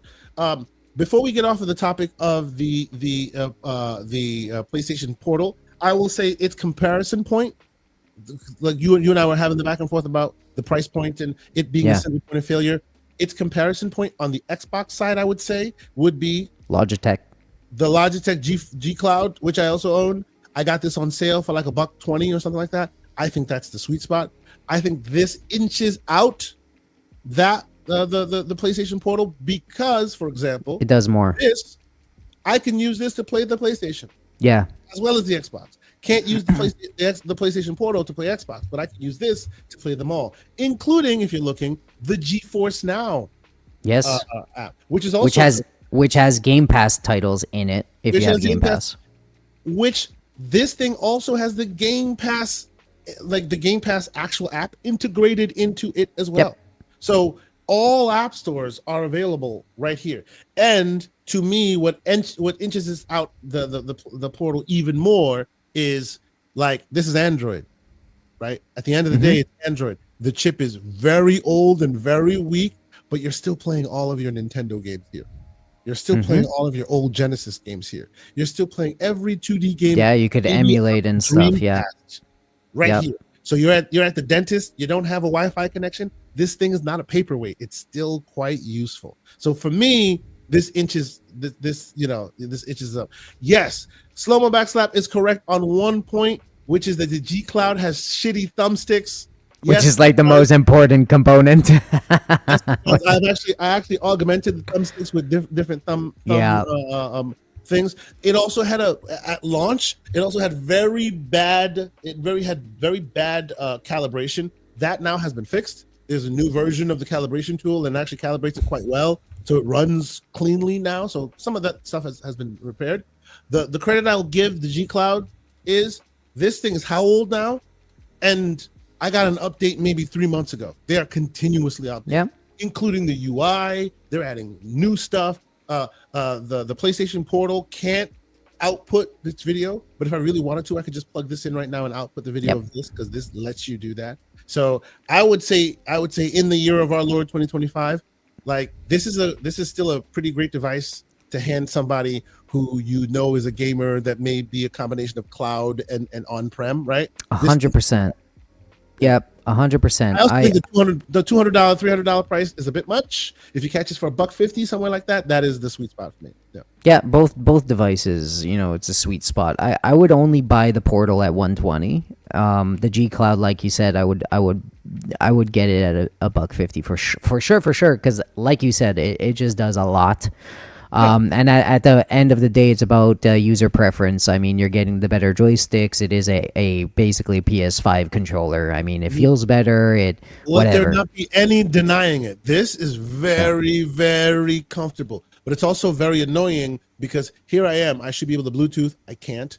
Here I am. I should be able to plug in. Like I have to use analog headphones because otherwise I have to buy a $300 like proprietary. Yep. They've done some things here that I'm not happy with. But this is super comfortable. This is great. Yep. Very good. You can play a bunch of games on this with no I agree. Yeah. I've been playing Yotai like this. It's very good. What? Ghost of Yotai? Oh yeah, you played that? Nobody bought that. Yeah, no, I'm kidding. Apparently it's doing very well. It got second. So just to springboard off of that, I know you're liking Yotai a lot. We're not going to get into like the game. I'm sure you talked about it before, but the sales, I mean, where do you think it fell? Because we know that Battlefield 6 was 7 million or something like that. They have the confirmed numbers, and then second place was Yotai. How do you think the drop is? Do you think it's more like 4 or 5 million? When I thought, when I projected, I thought Yotai would easily reach 6. But I guess it fell quite short of that. So where do you think it fell? About this, yeah, we've talked about this at length. Just in general in the gaming industry right now, and it seems like PlayStation specifically more susceptible to it than most. Their first outings of most things are usually pizzazz, whiz, bang, amazing, full court press. People are always excited, and then the second outing never as good as the first. If you look, and shout out to Lucius, the great Lucius Augustus, he wrote an article for the Gaming Circle saying exactly describing exactly that. if you look at it, there's always considerable drop-offs from the first to the second. I would say the first one really had a hype cycle around it, like a zeitgeist movement around it. But the second one is, did you like the first one? More of the same. Yeah. If you didn't like the first one, if it didn't really capture you, you won't like this one. So it's like the first one captured a lot more attention. In order, it captured those who knew they would like it. When did Tsushima come out? Ghost of Tsushima. I think 2012. Well, I'll double check. Let me. No, it must be 2020. No. Yeah. No, way better. Way more than that. I'm off. Is it? I don't remember. Yeah. So, like, I think that the when it first came out, the first version of that game captured everyone's attention because, hey, would I like this? 2020. It's July 17th. Oh wow. 2020. Okay. See would that. Would I not like it? Yeah. So that might play into it, right? Because everything got a boom in the 2020 and to 2023. Exactly. Yeah. So basically, a lot of those numbers included people who ended up not liking it, but they bought it anyway because it was that new thing from PlayStation. And obviously, the Ghost of Yotai looks like more of the same. So if you liked the first one, you'll buy it. If you didn't like the first one, you won't even bother because it looked like more of the same, right? And that's why we're seeing that drop off. But and we just described it. I like to review or adjudicate a product on its merits. The game by itself, if you didn't like the first one, this won't convince you of anything. But if you thought the first one was good, this is really good, like really good. It's fun. They've put some quality of life features into it. It's very it's more of that world, right? That's why the game, looking at the budget, that's why seemingly the budget was pretty much in check. They took the existing and they upped the ante, right? Right. So you don't have to reinvent the wheel. Classic sequel. Yeah. So you can keep it cost effective while giving people more of what they want, adding more interesting stuff into it. I really enjoyed the game. I think the game from a merit perspective, it's very good. Yeah. Yeah. Sweet. Yeah. Okay. Anything? I don't know why it didn't like hit the zeitgeist as much as the first one did. Some people thought it was like boring, micro stuff happening. It's just on every levels. The pandemic. Everybody's not inside their houses anymore, looking for something cool to play. Exactly. It could be a bunch of stuff. Yeah. That gave them a false hope for, let's say, projecting the next one. Who knows? Well, it was surprising. Well, okay, it wasn't surprising to me that they made a sequel because I thought that the first one was really excellent. 100%. Yeah, and it sold it phenomenally well. Yeah, 100%. Phenomenally well, yeah. So, but on the topic of games that had sequels, see what I did there. Yeah. Let's talk about Avowed and its go. potential to get a sequel while the Outer Worlds 2 potentially I'm will so not. ready. This is a like a rumor or I'd categorize this a trumor. Yeah, not coming directly from the horse's mouth, right? Like it's not coming from Obsidian, but it is coming from a writer, dev who worked on like Fallout 2, New Vegas, who's worked. I mean, he is probably not like directly associated right now with Obsidian, but he is associated enough to know. Enough where when this comes out, there will be articles written about it because hey, that man should know, right? So let's just take it at face value and say he's right on that, right? Let's just take it at that. It could be that he's wrong, right? It could be speculation, and that I'm sure there's a piece of that as well. But he's probably calling in some favors, talking to some buddies that he used to work with, and this is what they're saying, and that's right. So, what do you think of this? You're playing the Outer Worlds 2 now. Right? Yeah. You've played Avowed. I too have played Avowed. I'm playing the Outer Worlds 2 now. Do you think that the Outer Worlds 2, do you think that between the two of them, Avowed is the one that would warrant a sequel?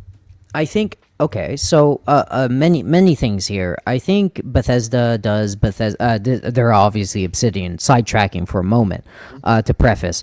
Bethesda does this thing with like Fallout and Skyrim, or sorry, Oblivion, and the Elder Scrolls and stuff like that, and then obviously now Starfield, all that stuff. So I think it's just a way to cycle through. I think it's too soon to think about Outer Worlds 3. I think they want their team and their biggest team to cycle through all their big pillar universes. And right now, whether you like it, we like it, or not, Pillars of Eternity has a big, large fan base. Yes. A core fan base that really does love that universe, and it is exceptionally cool. Like, I will say it's very much God pantheon, a little bit of Lord of the Rings in there. It really is a really enticing religious high fantasy driven game, right? And that's always a really cool idea, and theme to play with, or a bunch of themes to play with. High fantasy is a popular genre. Fantasy, high fantasy, all that stuff is very popular. It appeases to a lot of people. At that point, why not have a sci-fi and a high fantasy game going side by side? Why not do that, right? It's the two most popular genres, basically, in my opinion. I don't know if you're going to combat that, but I think it's smart. I think it's a smart move. Give Avowed the spotlight that Outer Worlds 2, like we were talking about before. Give the same love and spotlight from a big team. This thing, it's going to blow up. It just has to have the same level of love and focus on it, and I think it could blow up. I think they really do have something there.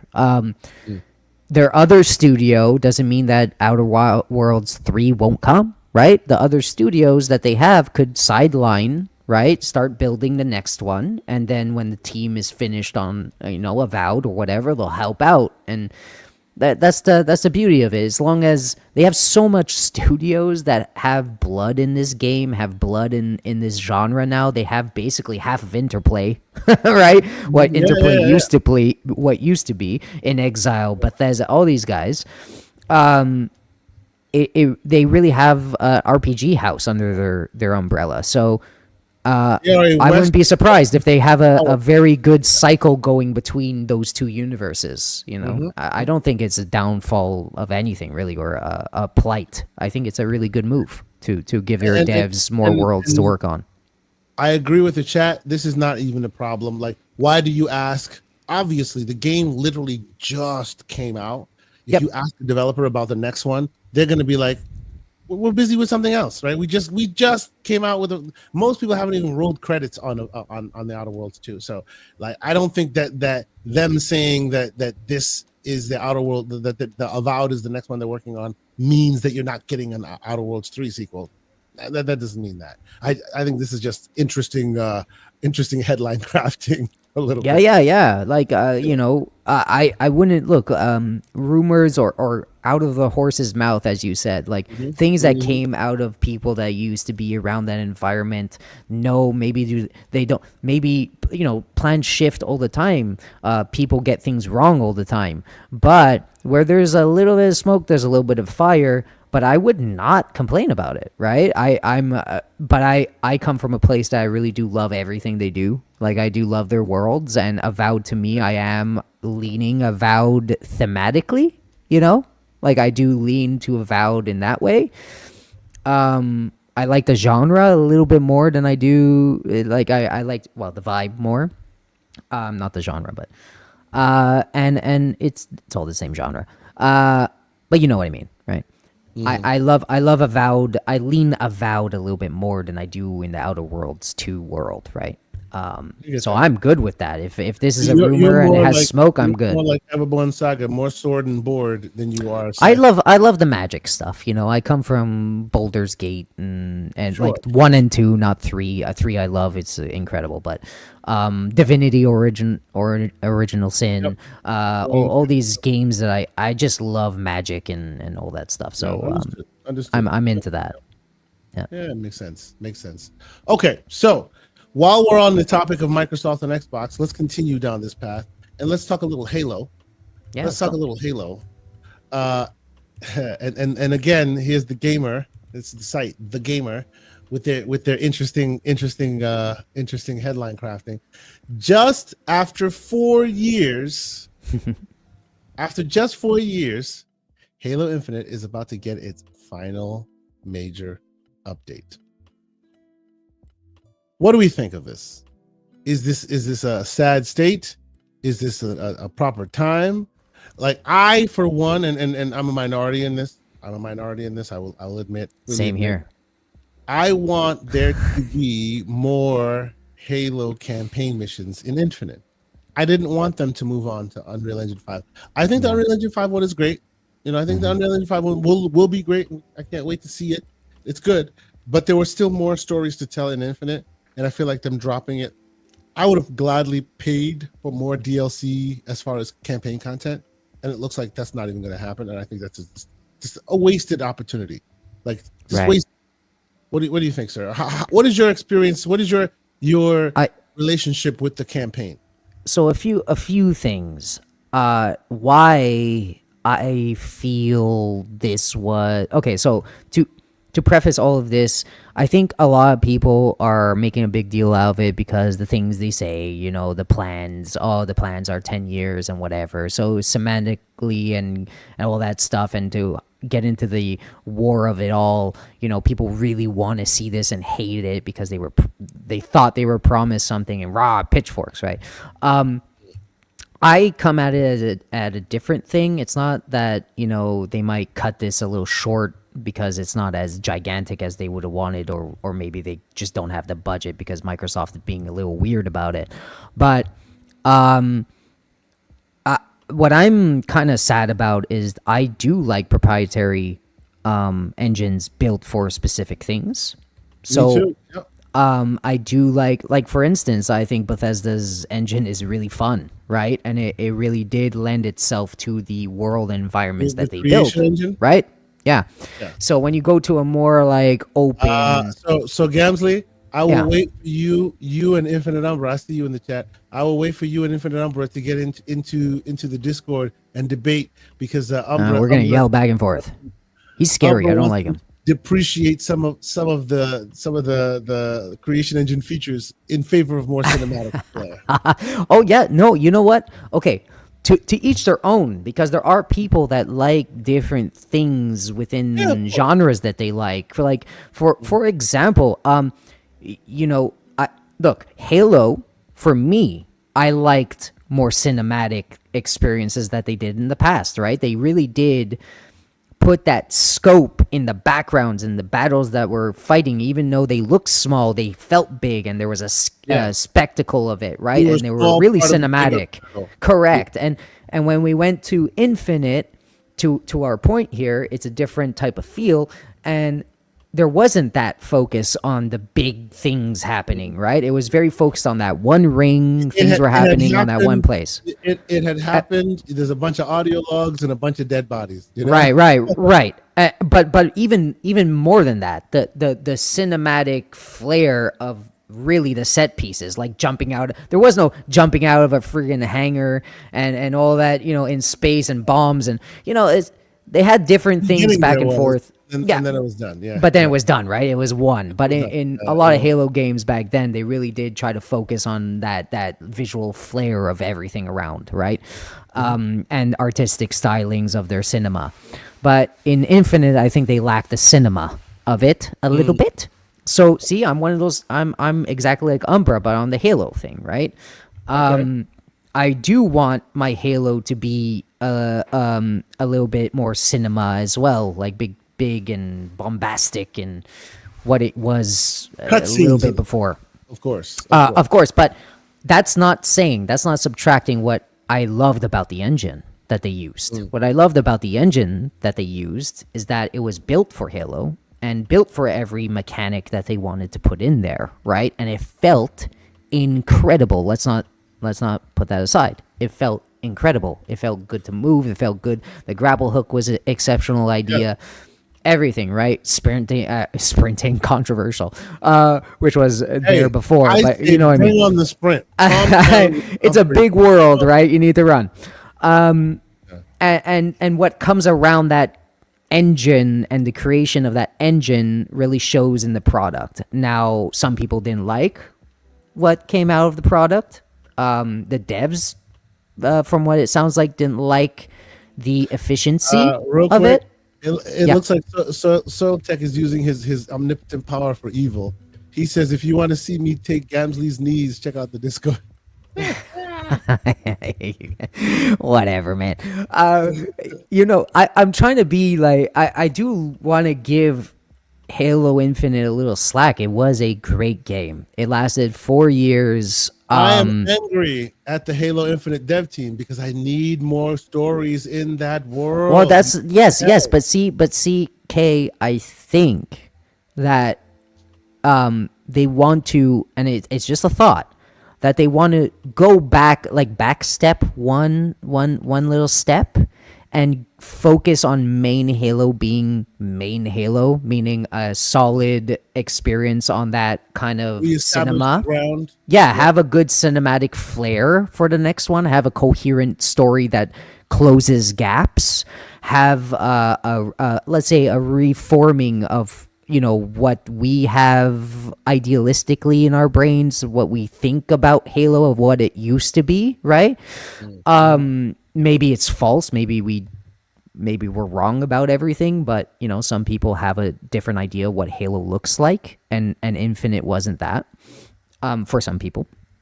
So maybe they're gonna backstep, have this really big, what Unreal 5 is good at, which is visual fidelity and all these other kinks and environmental whistles and all that stuff. You make it look pretty and amazing and bombastic, like I said, and then focus on the multiplayer and get it back to form, or maybe separate it and whatever. So yeah, the 4-year cycle got me sad because I did like Infinite, but to be honest, I don't play it, right? And I think that's the point. I think a lot of people just unfortunately just don't keep it alive, right? Not enough people are playing it to keep it alive for longer.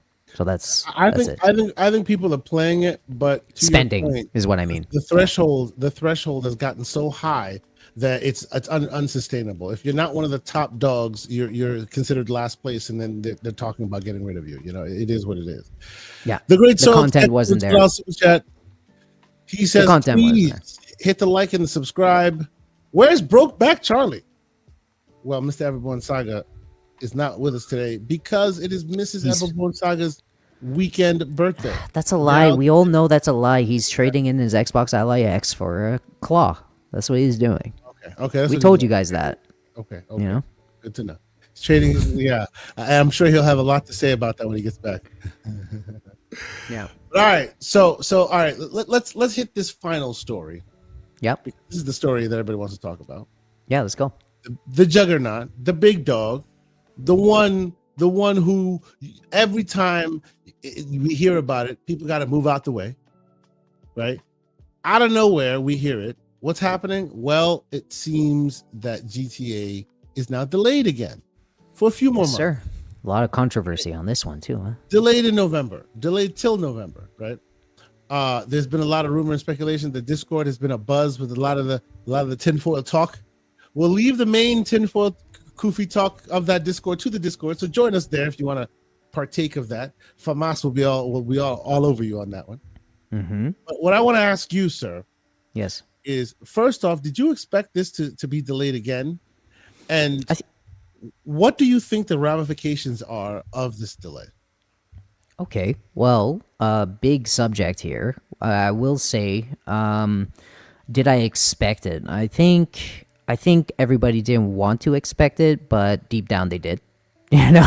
Like deep down, I think everybody had a feeling, right? That I don't believe them, whatever. But usually, you get a solid date out of somebody. That's when you're kind of getting hyped for it and all that stuff, and people do move their schedules and all that stuff. I don't think I'm shocked at all. I think when you're spending this much money on a game like this, you want to eliminate every single thing that can go wrong, and I think Rockstar knows that.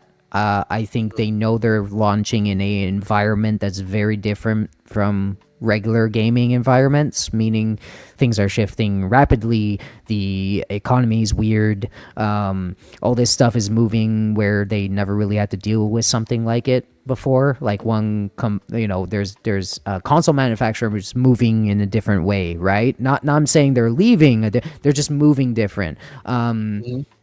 Everything's moving different, so they have to land the plane proper. They have to be strong, at the least bugs that they could launch with, and pray. So I trust them. There's a lot of money going forward in this, and I think they know what they're doing. I think they see a lot of data, and the reverberations is quite significant, though, right? Because we have now a GTA that might who knows, get delayed again and might miss an entire console generation, right? Yeah. They might, well, not miss, quote unquote. You know what I mean? Is that it might a game like that moves so many consoles out in the wild, right? And now, it's like, oh, surprise! You might have to, the next consoles are out, and whatever. Hope this is forward compatible, I guess, right? And people are gonna console gamers are gonna want to buy a new console shiny thing. There's a lot of weird stuff. There's a lot of weird stuff going on. To your point about the market and them paying attention to it, I've always thought that the GTA and Rockstar's model has always been very interesting, very fraught with danger, because they get to strike every 10 years, right? And think about it in the world of gaming. 10 years ago, how were we gaming? What were we talking about? What was the zeitgeist movement? Very different world. Totally different world. Right. And they always strike in 10-year increments, and they have to hope that where their trajectory is where we are as gamers now, even though they started this stuff development cycle 8 years ago or something, before the leaks, which also set them back on this thing. Right. I find it very interesting that they move in this way. And with this initial delay, and I'll say this and I'll go on mute because I'll be listening still. I need to step away for just a quick second. I have to ask you, sir, do you think that there's any world where these delays lead to more platforms being added to the mix? We delayed this, and then when they are announcing it, it's coming to PC day one. Or we delayed this, so that when they do announce it, it's coming to Switch day one. Do you think there's any chance of that?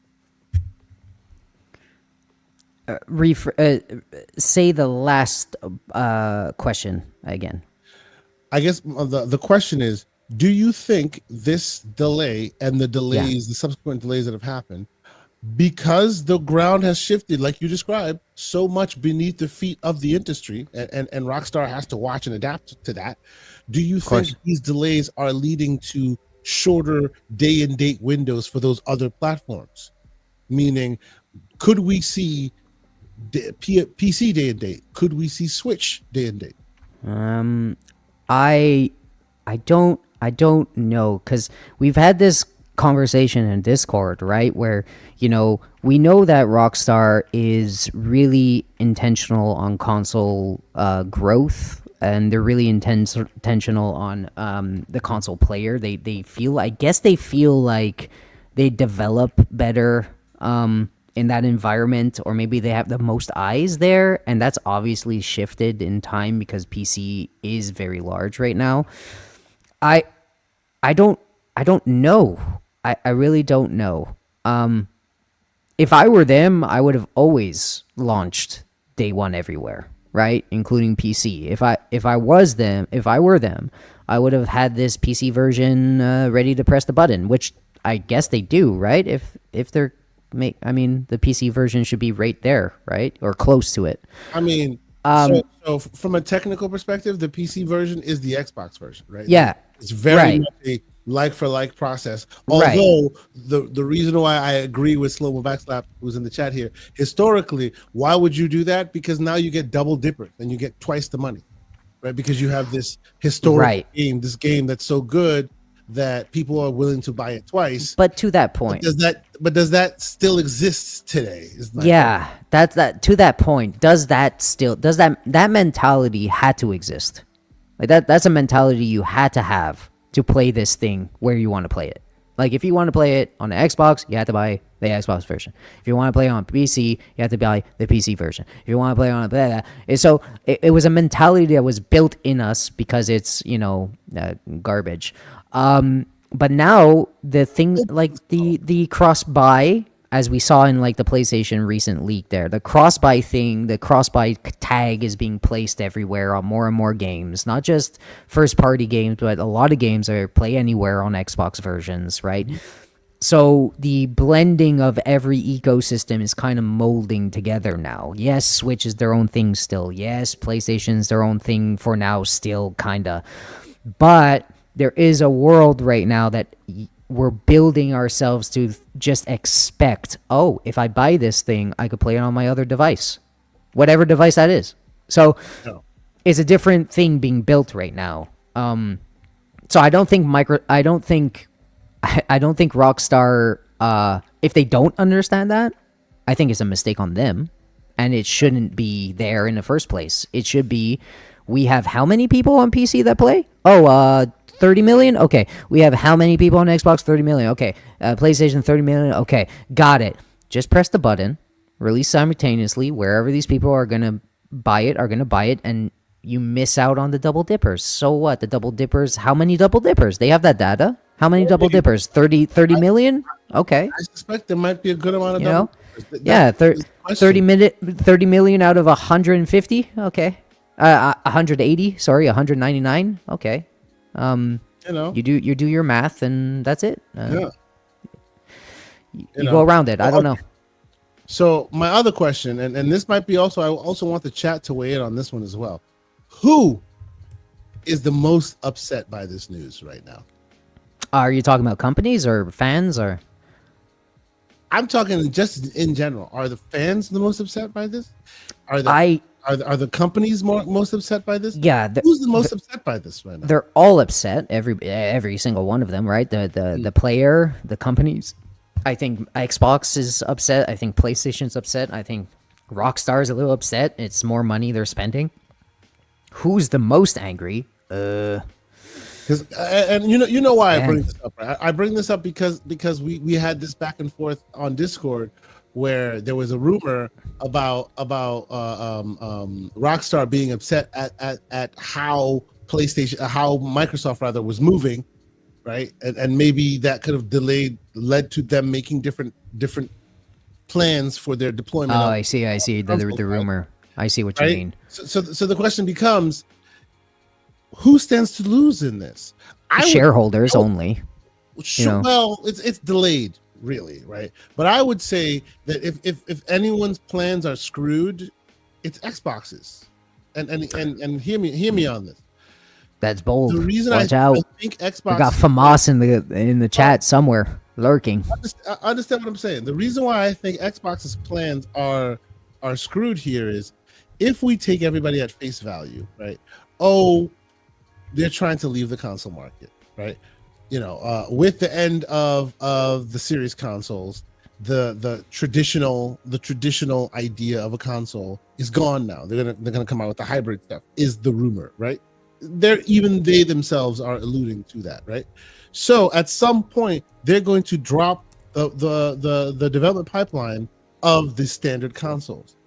I would argue what slows them down from dropping this development pipeline and moving on with their new plan is like GTA not coming out, because we know damn well that you can call it an albatross, you can call it dead, you can call it whatever. When GTA comes out, people will seek out consoles to play it on, and if the Xbox is there, you will buy one. So I know for sure that I will see Xboxes on shelves when GTA comes out. This means now they have to wait. They have to wait and release it later, rather than, hey, we're done, wash our hands of it, now we're no longer making it. I would think Microsoft would be more upset. Am I wrong? Right. In a specific environment, yeah. So in an environment that Microsoft was really actually trying to sell consoles, I think so. But right now, what Microsoft and Xbox is trying to do is really just sell their service and their mindset of, like, any device is this Xbox, so you could get a PC, whatever. All that stuff exists right now, and OEM partners are coming next year too. So I don't think they're really trying to sell you the console right now. So maybe they're a little pissed. Like maybe they're like, oh well, this was our last hurrah, like you said. Oh, this is our It is the last like hurrah. It really hurrah. is. Get as many as you can out there, right? Get it. Just sell out the stock. You know. As I can think of, and you tell me Yeah. if there's another game. This is the last big game that will drive up hardware. Every market, yeah. Right. So if it's not happening now, that means it's being delayed to whenever it happens, where they have to ramp up. And of course, this is the loss leader cycle we're talking about. So whenever this happens, expect there to be a hole in your pocket as a vendor, whether you're PlayStation or your Xbox, because they're not making profits on these things.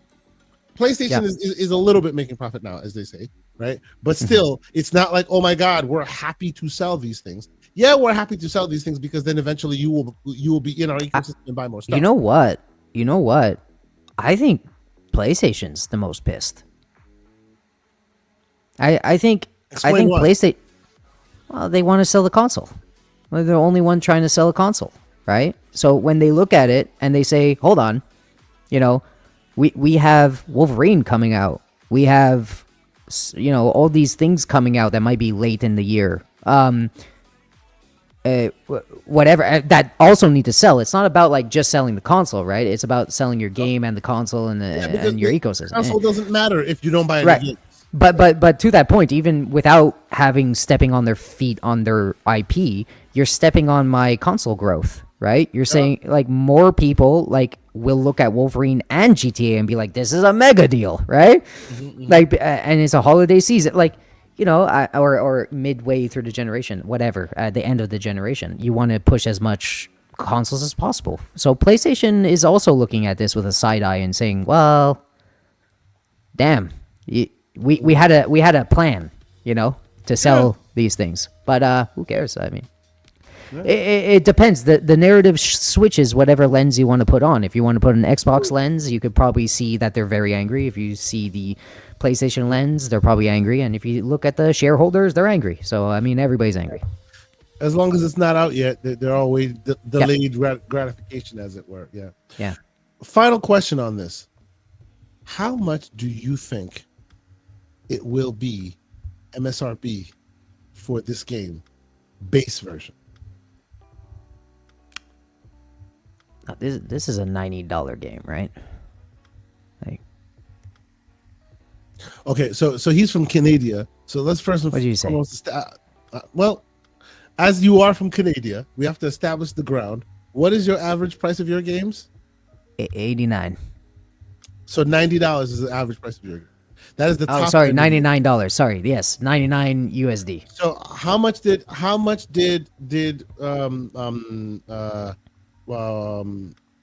Kart cost you guys? 90.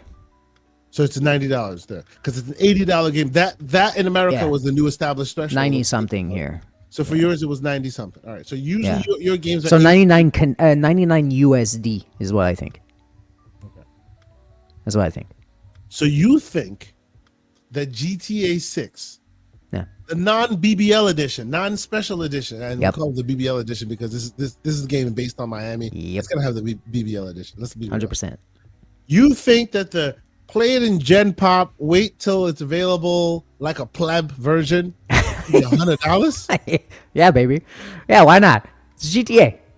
Yeah, I know why not. pay for it. Consumers want to hate that, but they don't care. They don't care. And They're you going pay for for it. max profit. You're okay with that? You'd be like, no. No, I'm not okay with that. I'm definitely not okay with that. I'm not okay with anything being that. Dude, I'm out here game passing. You know what I mean? I don't care about that. I don't want to pay that. But I think they're looking at that and they're saying, yeah, $99. Everybody's gonna buy it. Every single person. I'm not buying it. Are you not? Oh, No, we're gonna I'm- call. We're this- everybody in this no, chat right now. We got him. We got him live saying he's not gonna buy it. He's gonna buy it day one on. He's gonna buy it day one. Sir. See, you have to understand where I sit. I already have a knees bet with the one John Wolf saying if that game is $79.99 or more, I will not buy it until it's on sale. I just won't. I have too many games to play. I'm not doing it. Oh my I god. am not buying any $80 games. I'm just not. I'm not doing it. It's gonna happen, man. But I'm not It's doing gonna it. happen. Nope. I hope. Honestly, I hope you stand down because I'm not doing it either because I'm not I don't roll with the GTA's like that often, right? No, So I don't care if this is GTA. I don't care if this is the greatest game on earth. Like, I feel like we keep rewarding, we keep rewarding bad behavior, and the more we keep doing that, the more it'll yeah. just continue to be. Well, be look where we're at right now, right? The bad behavior of microtransactions, right? That snowballed really heavily, right? exactly. Yeah. But Look, at it's going to be a $6, really hard avoidable thing. It's a really hard one to avoid this one, for most people, let's say that want it. Look. That want it. Yes, and I played through GTA 5. I have all of the GTAs, right? But in the life cycle of GTA, yes, it's taken some time. It's almost 10 years about. But I own that game on everything. It came out on 360, came out on Xbox One. I have it on the PlayStation. They gave it to me for free on Epic Game Store at some point. Like, I have so many versions of that game as it stands now. If it's $100 for the non-BBL edition, because the BBL edition will be like $300. Yeah, we know this. Eventually, I will play it. It just will not be something I play day one. I just won't. I trust you. I will not do it. But you see, that to the point of, like, anything that we're interested in. I don't know who said this. Was it Strauss who said, like, oh no, it was the Borderlands 4 controversy where they said something like, fans of Borderlands will buy this thing if it's $90 or something, right? There's validity to that. I think any fan base anywhere is going to pay anything for anything, right? That they love. So if you're a fan of handhelds, I'm sure, you don't wait for, let's say, the price drop. You probably go day one on the ones that you really want. The ones that you really want. Legendary Yobi says that by the time the GTA 6 comes out, he'll have enough points to buy it for free. Sir, right now, today, I have $100 in Microsoft reward points. So I could Which is buy awesome. it free today. I could do that. But it's not about the game. It's about the idea. It's the principle of it. You're paying $80 for a game, and you're just like, okay, thank you. Hell no. Oh, hell no. Right, but see, I would rather, if that was the case and it was everywhere, you'd see me be like, I'd put the eye patch on, I'd be showing how to pirate it, rather than, like, no, that is terrible. Yeah, no, I agree. Listen, I for the longest time, look, like to my prior point, the fans of the thing, it's going to be really hard, and unfortunately, we're in the minority of the fans that will buy those things. There are probably 100 million fans that will press that button, and unfortunately, that is a large contingent of bad behavior. You know what I mean? Not a small one. We had this exact conversation with Everborn Saga. We talked about how they should do right by gamers, this, that, and the third. But of course, the moment that Nintendo releases a freaking Zelda game at $200, he'll be like, "Here's my money. Give me $2." Yeah, right. It's just, that's what it is, man. It's hard. It's hard to resist. I didn't want to buy, Mario Kart at 90. I looked at that Mario Kart and I was like, I can't do this. And then my lovely girlfriend, Cleo, God bless her, she loves it, and we bond on it. And it's just like, well, we bond on much more things than that, but we bond on gaming.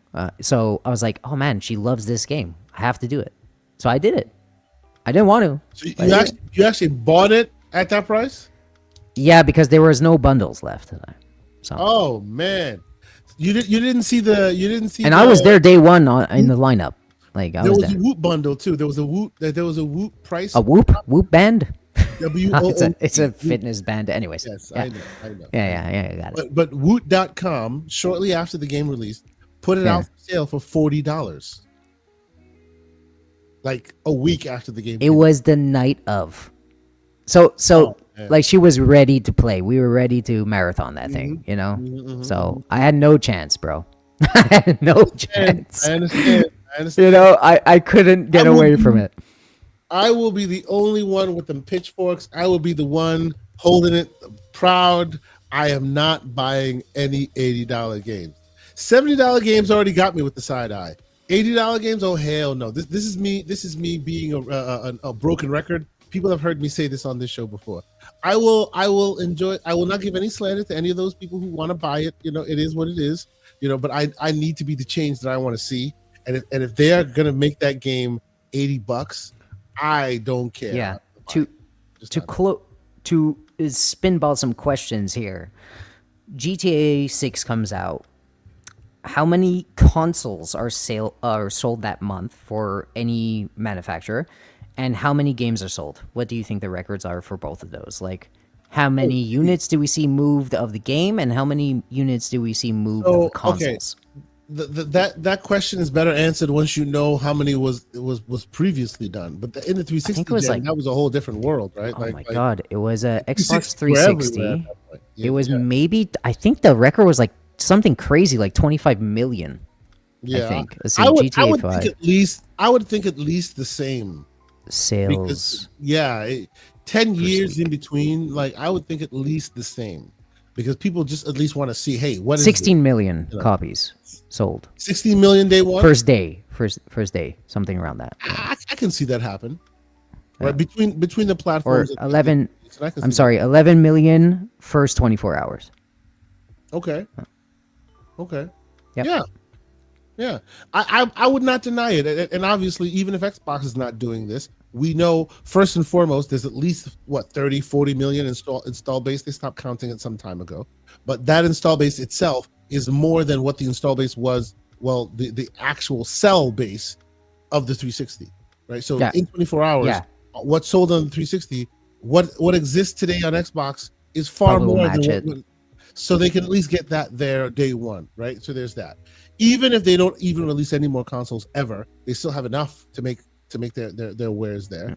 And we know that PlayStation's not going to rest on their laurels. They're going to have mad consoles like available for people to want to play.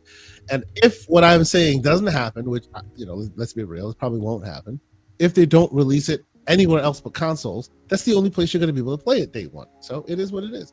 I think I do still think that even though it's a very old model, it will work, but I doubt they ever run this model again. This is the very last time you see this again, because the next time this comes around, this is going to be too different of a world for it to matter.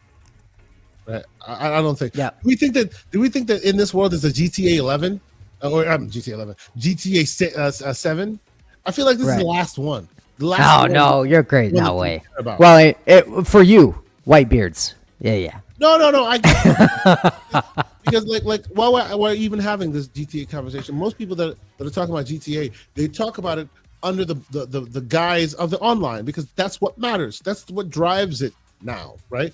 What drove it in the beginning was a campaign, but nobody does that anymore. What drives it now is the online, like the to put online world.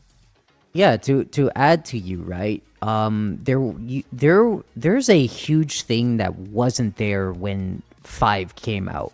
When 5 came out, first of all, it was a stuttered online release, right? The online wasn't there completely. I think it was 6 months later. Yeah. Yeah, right. So there wasn't that was 16 million in like a week without the just sheer appetite for the online. Like, yeah. And let me clarify what the online means to people now. The online means, heavy role-playing servers, right? For people that are like heavily into that stuff, right?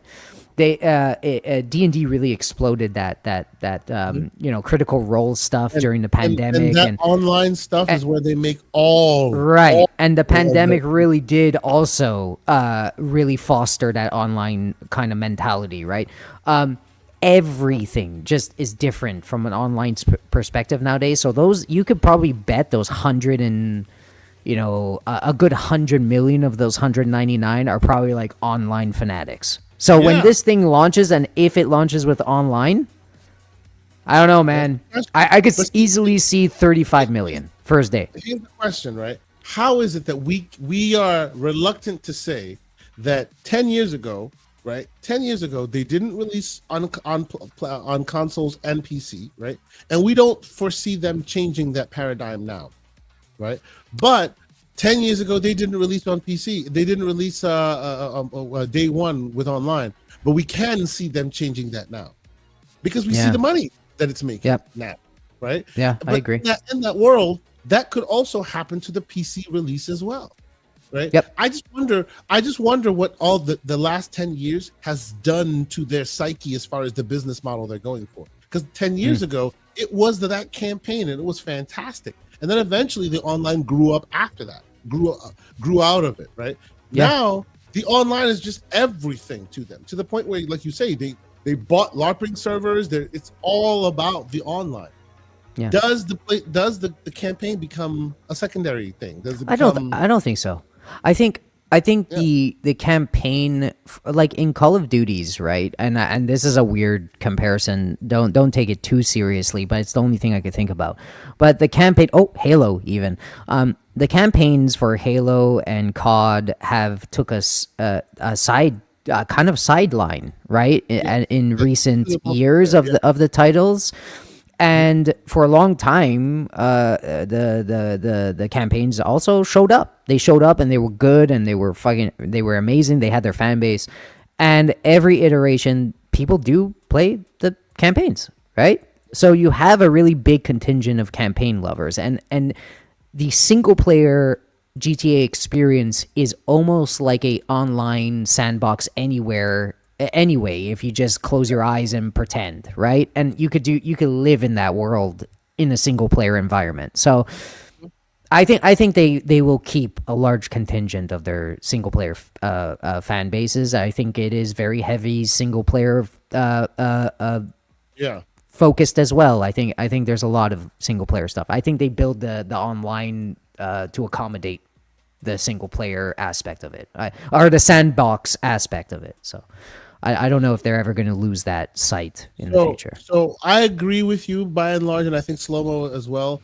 I see him in the chat responding, but I would say, like, for me, I think that this is probably the last time we see this model tried again, because the ground beneath our feet, gaming wise, is changing so much that I don't think that this works again. Single player first, only on console first, and then we'll dole it out later. Definitely not. I don't That think aspect, that no. works anymore. Yeah, No. I don't think that those sequences, because we are susceptible to it. We have seen it before. We are okay with it. As the next time another GTA rolls around, we're gonna be in wheelchairs and old folks, and our kids are gonna be the ones buying it and going, "Remember that game you used to like? Yeah, there's a new version of it." I don't think it comes out in exactly the same paradigm because the world is changing too much. I'd agree. I think the thing that stays consistent in Rockstar's mythology is, like I said, the way they build a game is important. Like the way they're building it, I don't think will ever be online focused first. I think it will always stay a sandbox focus, like this sandbox world that one person could live in forever. And I think they basically build on top of that.